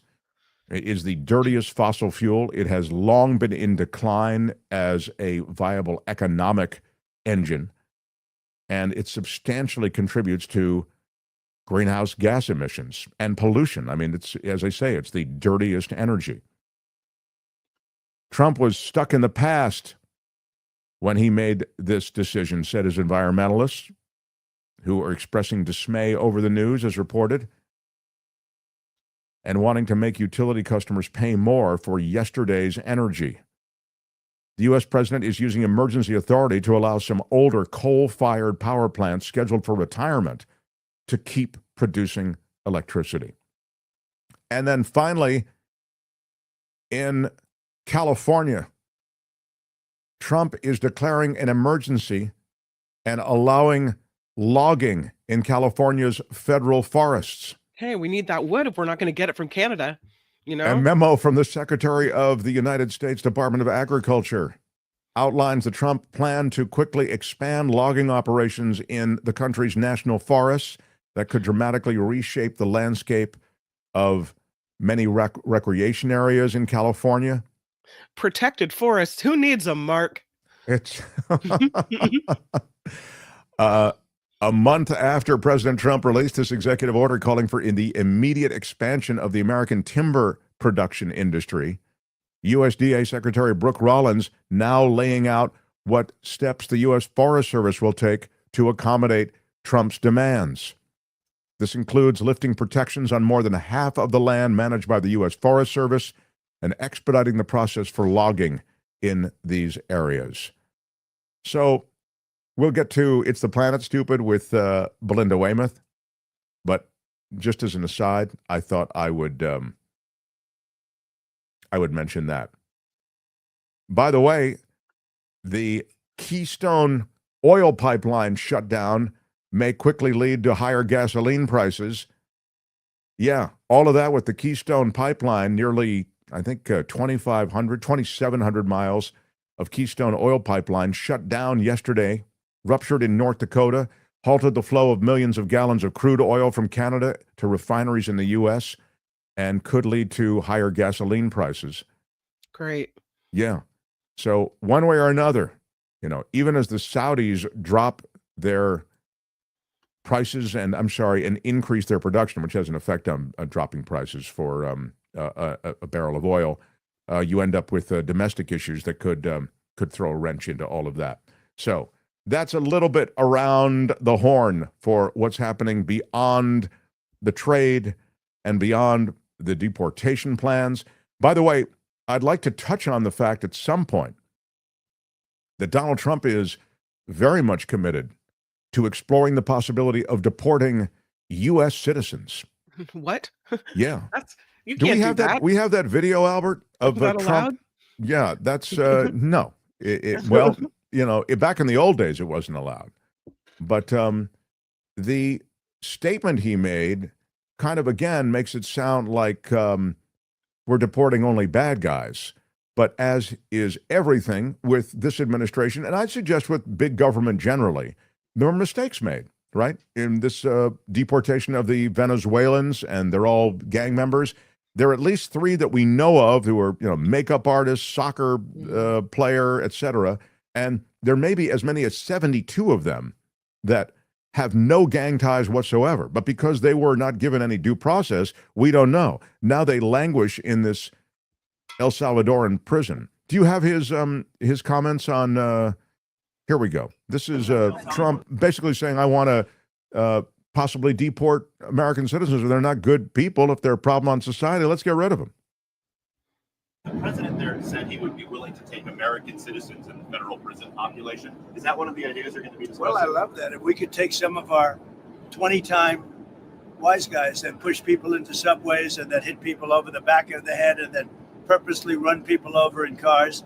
If you would take them, I'd be honored to give them. I don't know what the law says on that, but I can't imagine the law would say anything different. If they can house these horrible criminals for a lot less money than it costs us, I'm all for it. But I'd only do according to the law. But I have suggested that, why should it stop just at people that cross the border illegally? We have some horrible criminals, American grown and born. Yeah, Mark. Why should it stop there, Mark? Yeah, that's why we have a justice system and we lock them up and throw away the key. That's, I'm a tough law and order person. If you violate the law, I mean, repeatedly, you're the kind of, low lifes that are involved in these violent crimes in this country. We have a system for that. That's why we have incarceration and due process. But due process has to be respected. And this idea somehow that, I thought you're the big guy who wants to onshore everything. Don't you want everything coming back here? You want factories coming back here, but you're ready to offshore the prisons? I see. All right. Again, it's hard to follow the policy since it's being made up in the moment. He's literally making up policy as he's asked a question. But so he wants to send American citizens who he thinks have done something wrong or committed some crime to El Salvadoran prisons. Is that correct? Correct, because they can be housed there more cheaply, more economically. Yeah. Mm-hmm. Yeah. Yeah. And he gets to choose who the people who've committed crimes are? Well, exactly. And this is the point. Just Give Me the Truth says, why stop at criminals? I don't like people who wear their pants down to their thighs. Let's deport them. Thank you. How about the people who speak out against the government? How about this you. show? I mean, Right. again, All of a sudden, we're awful, right? And we're I'm headed to serious. El I mean, Salvador. Yeah, no. a simple declaration of, this Mm-hmm. person's an enemy of the state and they are gone. You declare somebody a terrorist, a domestic terrorist, and you're in real trouble. So these are scary times. I mean, this is a mad king who has these notions, and then notions become policy. And then the last thing I'll say, and I'll just reiterate it, Trump is an effective communicator.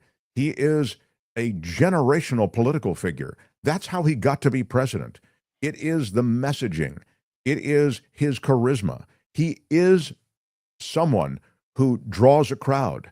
And now, with the power of the presidency, and I'd suggest sort of the unrestricted and unregulated power of the presidency, he's able to intimidate, and he's able to threaten, and he's able to cow even the most powerful members of society. I'm talking about the Bezoses, the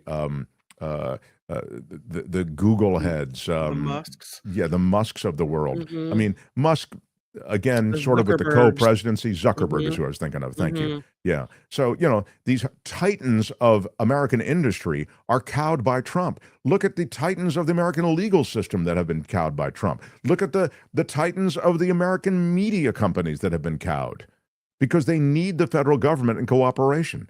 Trump has tremendous power to act on these notions in very scary ways. So, What you have with this is the taking away of what makes America America. What you have when you hear the president of the United States saying he's going to decide who the criminals are and ship Americans to some prison in some other country, we're cooked. That's it. yeah, I mean, the idea of that kind of unitary executive power, it goes beyond even sort of some sort of coherent sense of the unitary executive as thought of governmentally. You've now essentially permitted this executive a jihad against his enemies, and he can pursue it any way he wants. So I'm going to take a Kim McAllister news break, and it's news and commentary. So I feel Belinda is here now. Yeah. Okay, Mhm. cool. All right. Well, then I'll take your news break after Belinda. Is that cool? Okay. That's All right. While Belinda gets situated, I'll just say, please smash the like button if you would. with your iron Like a rod. boss. I appreciate it very, very much. Some of you have jumped on board as Patreon and PayPal supporters in the last few days. I thank you so much for that. These are challenging times in the independent media world, and we are in that world. And so those of you who have jumped on, I was going to mention a couple of names, and I should have been better prepared for this, but I didn't. Some people wanting to comment on. I appreciate your comments, by the way, and there are email addresses. They're the Mark Thompson Show at gmail.com is how you reach it. And the MarkThompsonShow.com is the place where there are hot links to Patreon and PayPal. So you can go through our website to both. If you want to throw us a couple of dollars a month, we sure do appreciate it. And look at this. La Macumeka. You know, you've seen La Macumeka in the chat. Just edited their membership from $10 a month to $20 a month. Wow, that's a thank you. That's in Patreon. Appreciate that. And others stepped up in that regard as well. A new Patreon member, Emily Woods. How about that? Thank you, Emily. And I see others are in here. I will get to them. I wanted to do my my orgy of thanks, Albert. Can you help me organize that maybe for May? Yeah, definitely. All the new subscribers, and then some of our OGs. Plus, we are way overdue. If I can just mention this, we never have staff meetings, so I just have to kind of talk to everybody here. We're way overdue on our meetup. We're going to have a meetup when we get to 100,000 subs, and we haven't done that. And I don't understand what's going on. I blame you. All right. Well, maybe it is my fault. I don't know, Kim. I mean, but Albert, if you could help me organize that too, I'd appreciate it. But again, thanks to everybody who's run to our rescue and supported us on Patreon and PayPal. Really, really cool. You are what keeps us going. Again, if you want to support the show, themarkthompsonshow.com, click Patreon or PayPal links to contribute. I want a quick sip of coffee before I get to Belinda. I have the best coffee in the world in my cup, and it is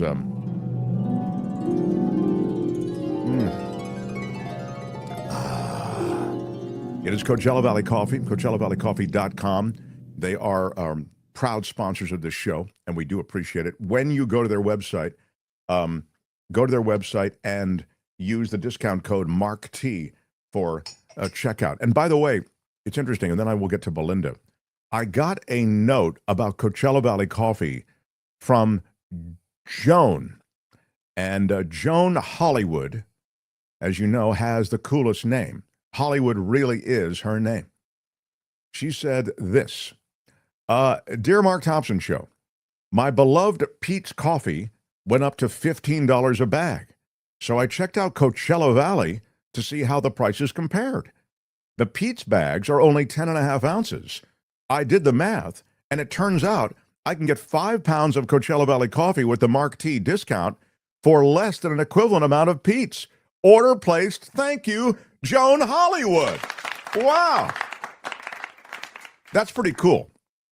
So, and as I told you, some of the great values are if you order 2 pounds, 5 pounds, etc. So check those out. CoachellaValleyCoffee.com.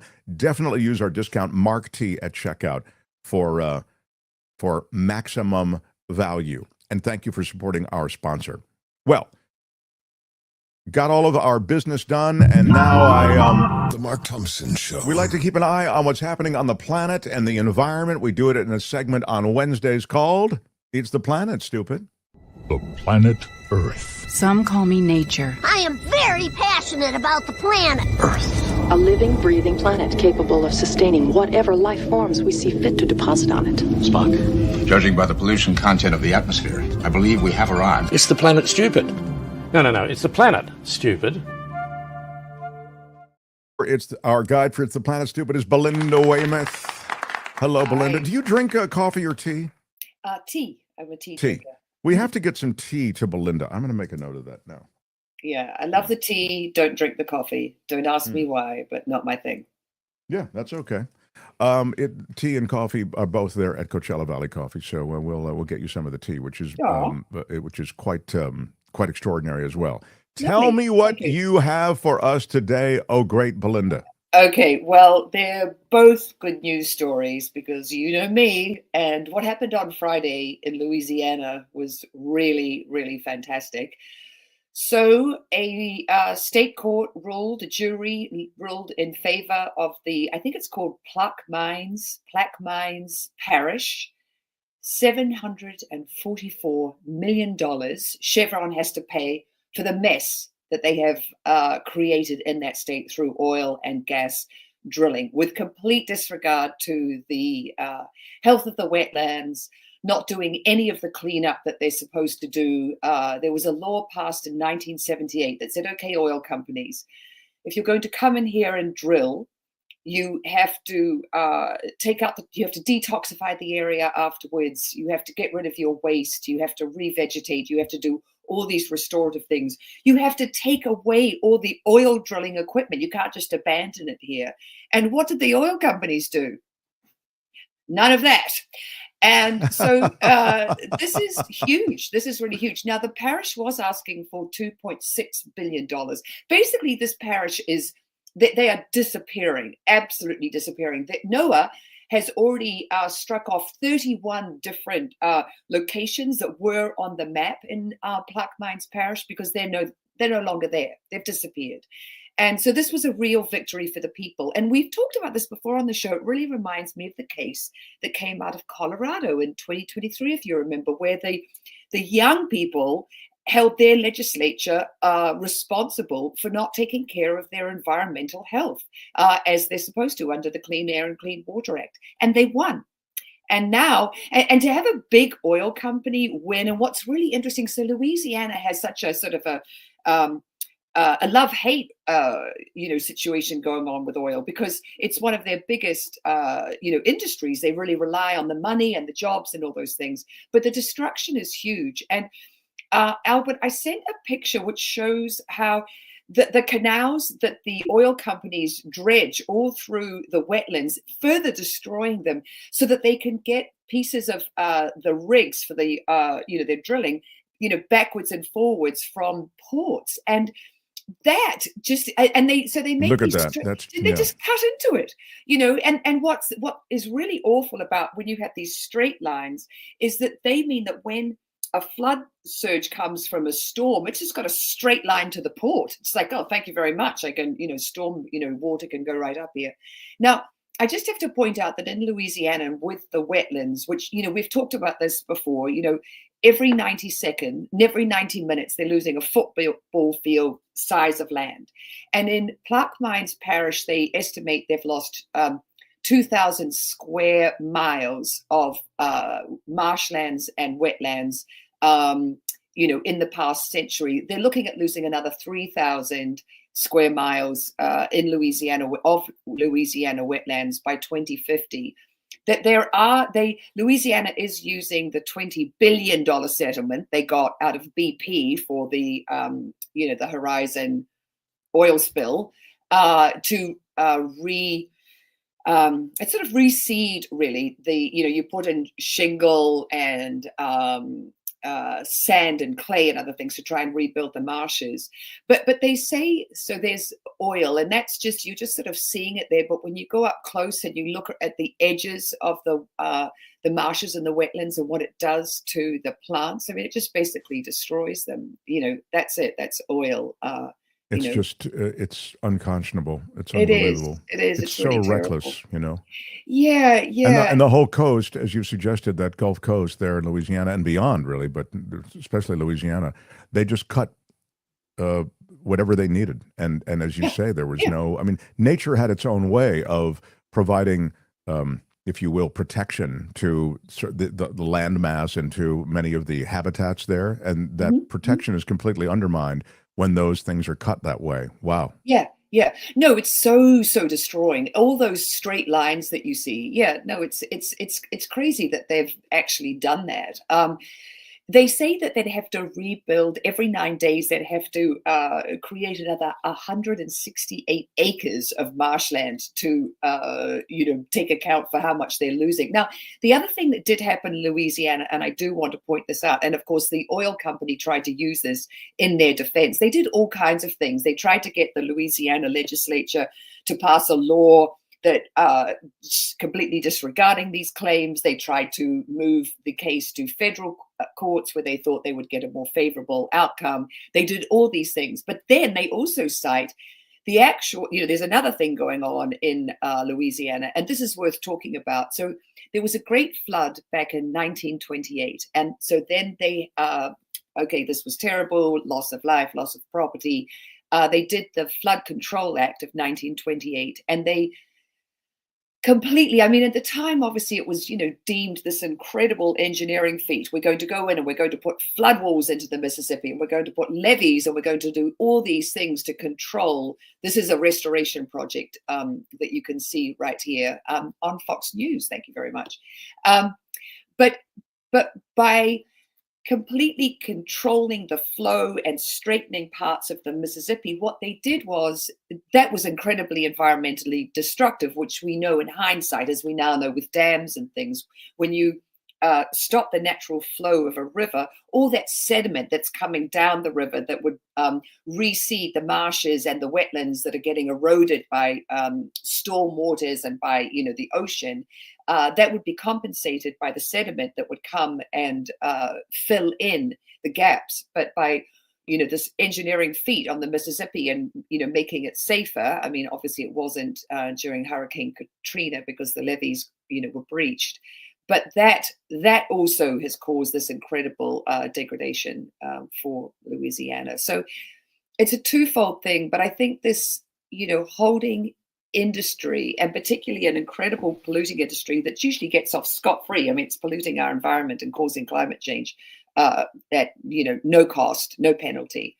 But to have this happen, this is really big. So yeah, no, I agree. I mean, it's a huge judgment, and you wouldn't guess that they get that judgment against such a powerful force down there, particularly. I mean, that's in Louisiana and along the Gulf Coast, the tail that wags that dog is the oil company, right? Yeah, no, absolutely. And so what people say there, to be pragmatic, is it's about finding a balance. We have this industry, but we also have this incredibly, this is one of the most critically endangered habitats in the US. I mean, that's a known fact. That's what the US Geological, organization, it's known that it's in this really precarious state. And then the state is relying on these monies. And so it's finding a balance. And if you pollute, you have to clean up. You can't just, to abandon old polluting rigs, that is unconscionable, as you said before. Well, I mean, it's just so interesting, too, that we, as we look at the EPA and other government organizations that are charged with watching the environment and imposing environmental regulations, these are protections. These are environmental protections. And as you look at all of that being rolled back, you count on then these companies, Exxon and other oil companies, but companies beyond that, corporate polluters, to be corporate citizens that respect the environment. And just there is chapter and verse here in report after report that they're not good corporate citizens. They don't do any cleanup in the case of this Louisiana situation. And so, you're left with, without any regulation and protections environmentally from the government, the toxification of the environment continues at the hands of these companies. Yeah, though a ruling like this, this is the first, there are dozens of cases. I mean, there are 42 just from the Plaque Mines Parish. So the fact that they, ruled in favor of the parish is really going to give a lot of impetus and energy. It's going to really energize all these other legal cases that they have against oil companies, and not just Chevron. Chevron owns Texaco, which is the one that is responsible for what's going on in black mines. But I think it puts them on notice, and I think it also, obviously, yes, that the landscape is very different right now because of the current administration. But I think this really empowers the people. I think it's really good. So what else do you have for us? What other good news might there be? Yeah, well, I do have some more. So D. Elliott just said in the comments, there's not going to be any good news after this, Belinda. Well, there is. So sorry about that. So Philadelphia Zoo is a 150-year-old zoo, and they have the oldest known rare Western Santa Cruz tortoise from the Galapagos. Her name is Mummy, or Mommy, as you'd say in America. But Mummy, as she's rather aptly named, has just become a first-time mother, and she's 97 years old. What? Wow. 97. It's kind of like, what? And it wasn't easy. It wasn't easy. So she's wild, which is really cool. She's lived there for since she was 4 years old, so a very long time in the zoo. She's probably one of their oldest. Can't call her a renter, but she's one of their residents. Resident, yes, resident. Thank you. I knew it started with R. Thank goodness for you, Mark. So she, they got this male, and what's his name? He's called Ambrosia or something. What's his name? Abrazo, and he arrived in 2020. Oh, there are the babies. So she laid 16 eggs, and those are her 4 babies, and they are little miracles. They only weigh half a pound, as opposed to their parents, who weigh between 300 and 400 pounds, 300 and 400. So they are having to be kept in a special, separate location right now. They're using non-toxic nail polish on top of them to differentiate who's who. They've got little marks on them. Yeah, it's really cute. It's really cute. Their debut is going to be April 23rd. So people can go to the zoo, pay their entrance fee, and then pay a special fee on top of that, and get to have an experience up close with these babies, which is so unbelievable. Yeah, that would have been her arriving. And the 4 new babies means we've got 46 of these Western Santa Cruz Galapagos tortoises here in the US. And it's like what we were discussing last week with the rhinos, and why they're moving them around by their their ankles and flying them to different locations. It's really important to keep these critically endangered animals genetically diverse. If you just had inbreeding going on, it wouldn't be good. And so there's this organization, it's the Association of Zoos and Aquariums Species Survival Plan. And as I've said before, zoos are a vital part of conservation now, because they look after these animals, they make sure they get moved around so that the genetics are kept mixed. And it was not easy getting these two together, because apparently when they first met, back in 2022, no sparks were flying. And they said it took this sort of incredible team. There were animal husbandry people, there were veterinarians there, population biologists. There was a team of matchmakers who got these two to get it on. And it worked, and she laid her eggs in November. And of the 16, we have 4 new babies. So that is just a great story. Yeah, isn't it? It's so really cool. is. Yeah, it's so cool. And again, it's like when we were talking about the I love that, Janice. Yeah, ninja turtle babies. Exactly. Except they're tortoises, but we can still call them ninjas. We are the problem, but there are also so many people out there who are trying to rectify and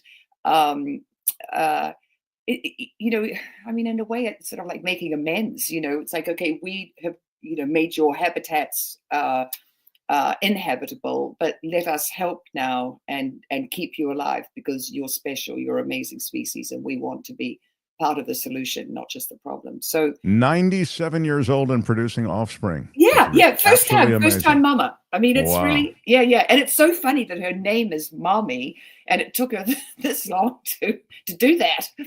This is so funny. Amy B says, well, sort of a forced relationship. I have mixed feelings about this.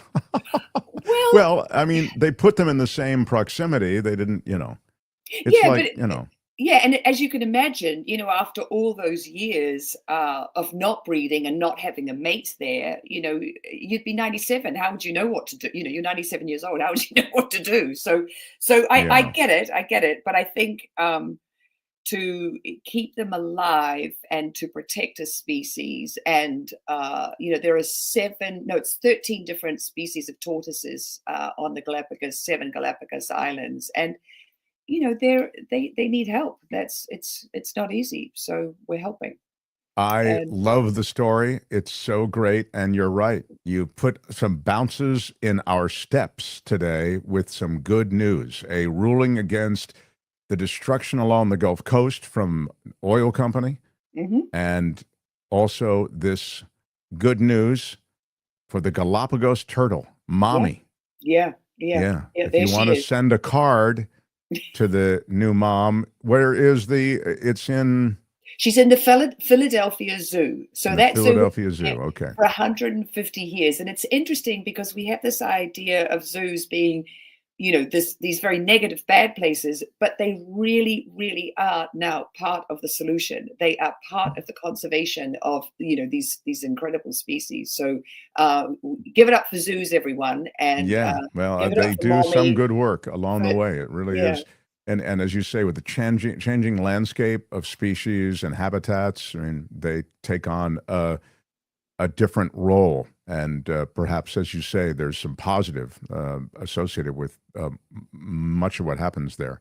Hey, I wanted to mention that those looking for It's the Planet Stupid, we break it out as a video on the weekend, and Albert dropped the ball this past weekend. Would you like to apologize to Belinda for having dropped the ball on that, Albert? The video will be up shortly, so okay. All will be right in the world. Yeah. Right. Oh, thank you, Albert. Albert, thank you. All right.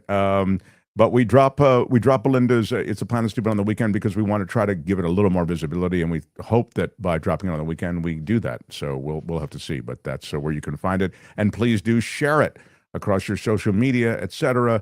The good news in the environment is shared by our environmental journalist and pal, Belinda Waymouth. Thank you, Belinda. Appreciate you stopping through. Belinda Waymouth, everybody. My pleasure. Bye-bye. That's It's the Planet Stupid for today. See ya. More. It's the Planet Stupid. No. It's the Planet Stupid. Next time, only on the Mark Thompson Show. Well, Albert, I don't know how to say it. Looks as though it has happened. Let's get a quick update on Marx Madness. Marx Madness, the end of the Elite Eight. The commissioner of Marx Madness is Albert. Tell us where the voting is, please, sir. The voting is a lot closer than the last hour. The first hour, not so close. This hour, a lot better. Oh. Right here. Let's take a look. Actually, now that I'm updating it, it's not so close. It's about the same as the first hour. I can't see it, so it is what? It is... Wild idea with 70% to just don't get it with 30%. Oh, wild idea. Ooh, it's a wild idea, but it just might work. Looks like 70% of the vote may be tough. You just don't get it, do you? You don't. You don't. Right. That is 30%. So voting until 3 a.m. Eastern, midnight Pacific, but that if the early voting is a guide, looks like it may be something of a walkover also. And the first hour was a walkover as well. Is that right, sir? Yes, I Blame You, which is a Kim I Blame You, drop, crushing sayonara. So Yeah. I Blame You. Those of you who have I Blame You going all the way so far, unstoppable. Wow. All right.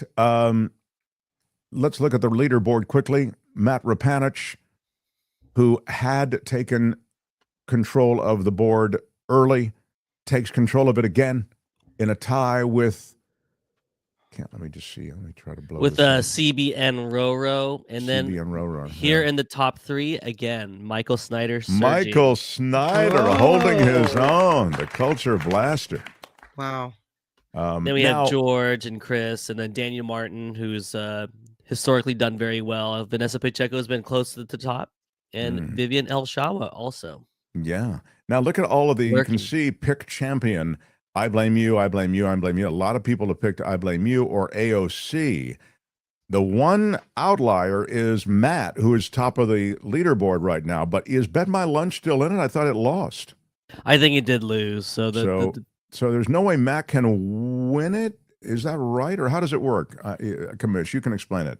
Is it a point system, or it's a point system, right? It's a point system. I think some of these pick champions can't win. So if AOC Baby Girl and I Blame You somehow don't win, I think Matt has a chance. Oh, so Matt's still in it. Good job. All right. Well, this is really cool. Thank you for that, Commish.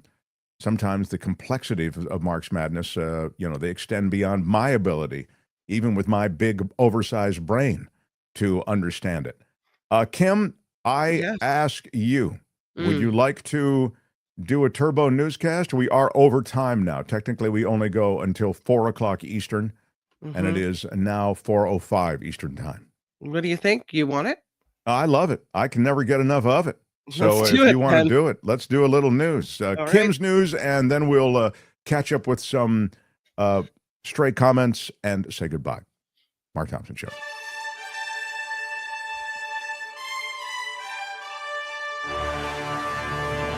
On the Mark Thompson Show, I'm Kim McAllister. This report sponsored by CoachellaValleyCoffee.com. President Trump says no other president would have done what he did regarding tariffs. Trump spoke outside the White House shortly after announcing, no argument there, pal. Shortly after announcing a 90-day pause on some tariffs. The pause excludes China, but Trump said China wants to make a deal. The president expressed confidence that a trade deal will be made with every country.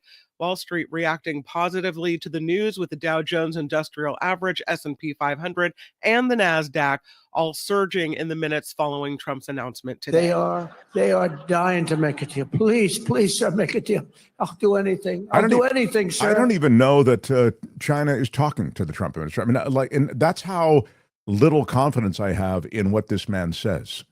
So they might be. I'm sure they want to make a deal. I would think they want to make a deal. But when he says China's dying to make a deal, we're talking about making a deal with China, I don't even know if that's true. I mean, it literally could just be something he's making up in the moment. I don't know. China has both hands in the air with their middle fingers flying, pointing towards the United States. They didn't wait on, the reciprocal.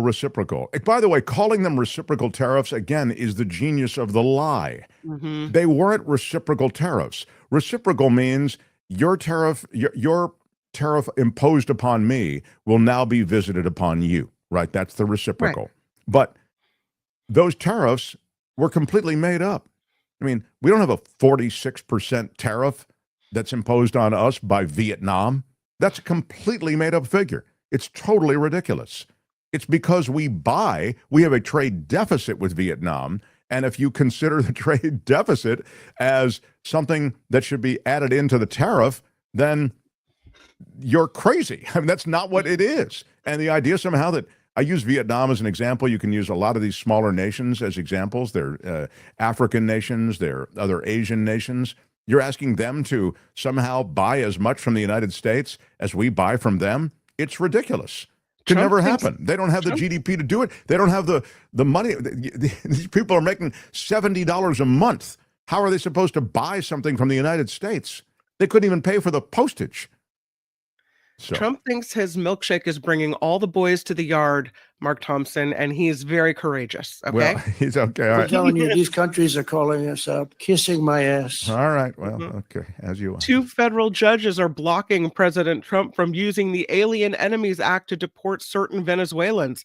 The rulings apply to 5 men whose attorneys are fighting the deportations. This comes after the Supreme Court had cleared the way for deportations under the act earlier this week.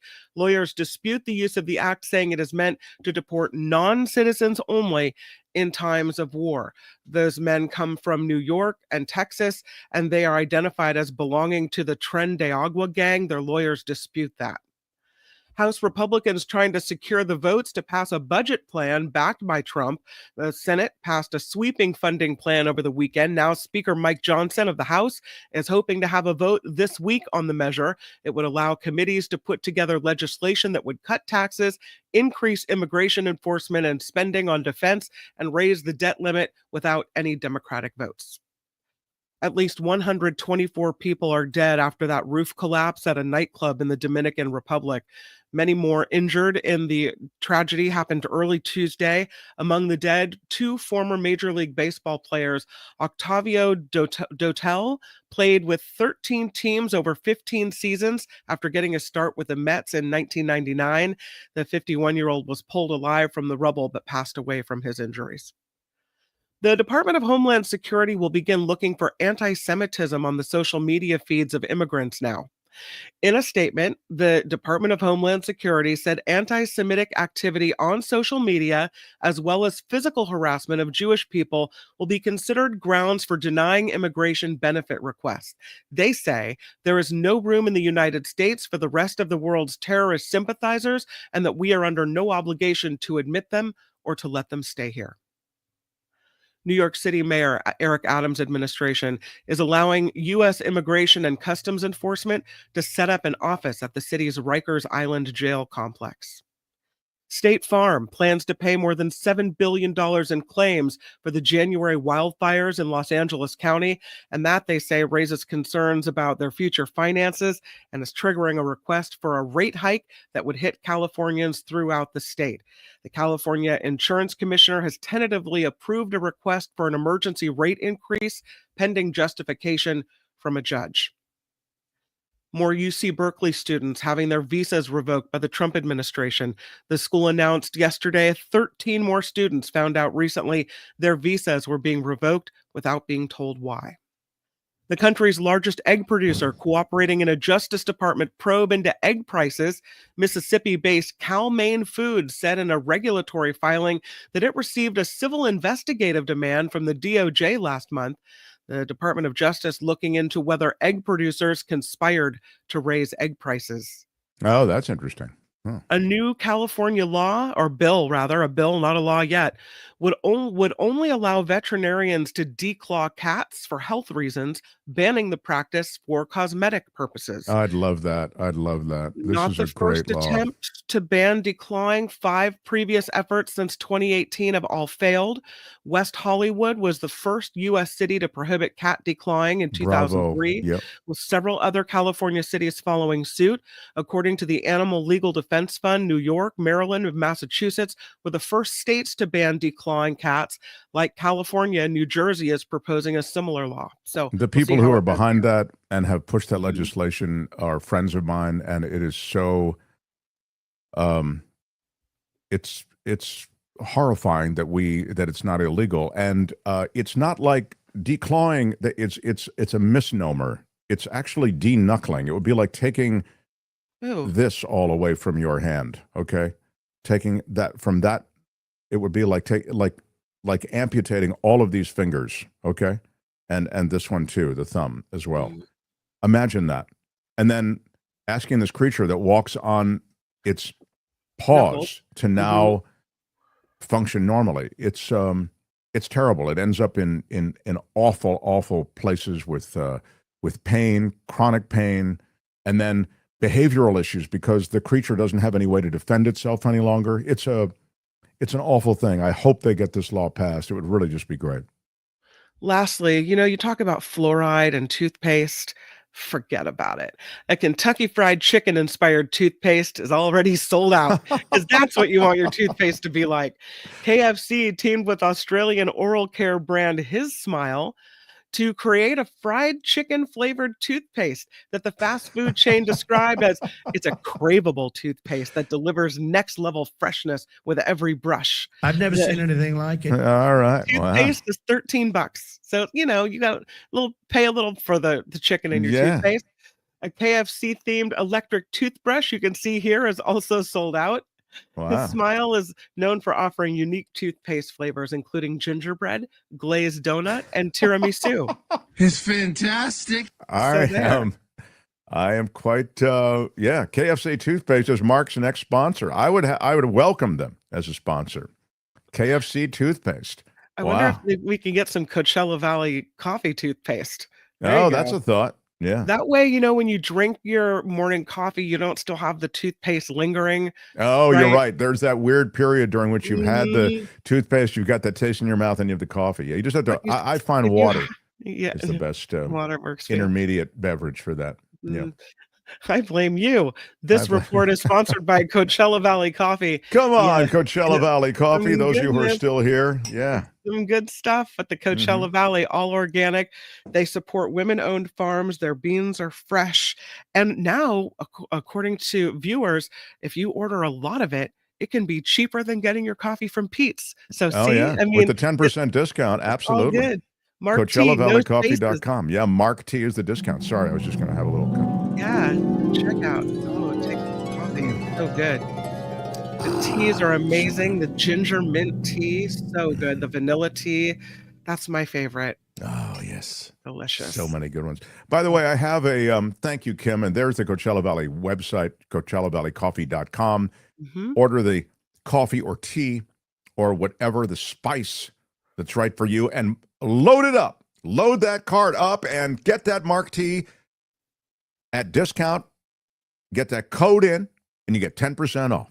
Use that discount code for anything on the website. Collect it and grab it and get that 10% off. I have a special treat for those who stayed late, by the way. Is that the news? Yeah, that's Anything it. more? I'm Kim McAllister at the end. Party over. All You right. got it. The Mark Thompson Show. I'd like to offer something quite special to those of you who have stayed in overtime with us. Normally, we end our show at 4 o'clock Eastern, at 1 o'clock Pacific. Some of you have stayed with us. Some have moved on, I understand.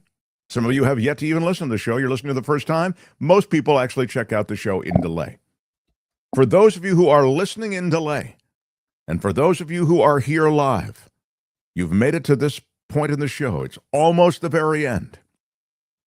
I want you to receive the rod of equity and mercy. That's Nice. right. I haven't been able to. What? Yes, I haven't been able to use it.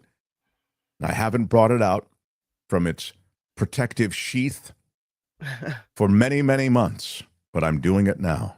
And now, if you'll just, for a moment, be with me. I have to assume my quasi-trance-like state. And now, Receive the rod of equity and mercy.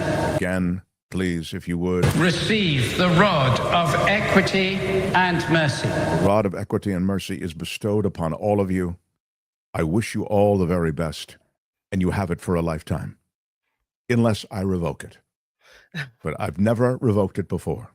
I've flirted with revoking, but I never have actually revoked it. Our time is short, Kim. Tell me what I can do. I'll go. Deport me to Italy, says Joan Hollywood. Everybody's got their deportation plans. I thought the economy would be destroyed. Dems got in office, I believe. Dems got...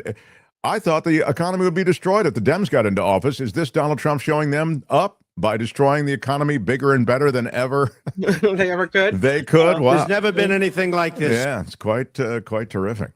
Cousin Erie says canceling non-English weather info is just the beginning there. Oh, is that? Yeah. Yeah, the National Weather Service is no longer putting out that information in other languages, only English. So I guess, if the tornado is barreling toward you and you don't speak English, sayonara, sucker. Well, tornadoes are English speaking, Cousin Erie. So, right? I mean, Yeah. that's part of why we only speak English. I mean, when they start coming at us with Espanol tornadoes, then vamos a hablar español. Then we're going to speak Spanish. Shaylin Thompson with a $5 super sticker. Shaylin, big shout out to you. Big shout out. I hope, Shaylin, you are still listening or watching so that you got the rod of equity and mercy.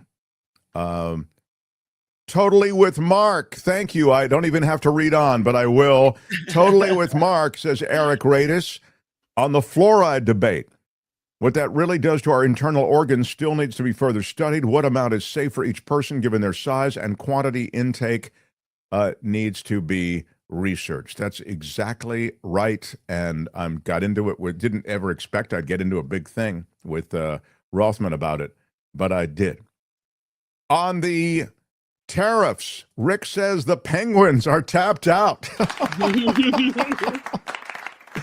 The Penguins say, no mas, please. We can't take any more. The Penguins get a 90-day pause on their tariffs.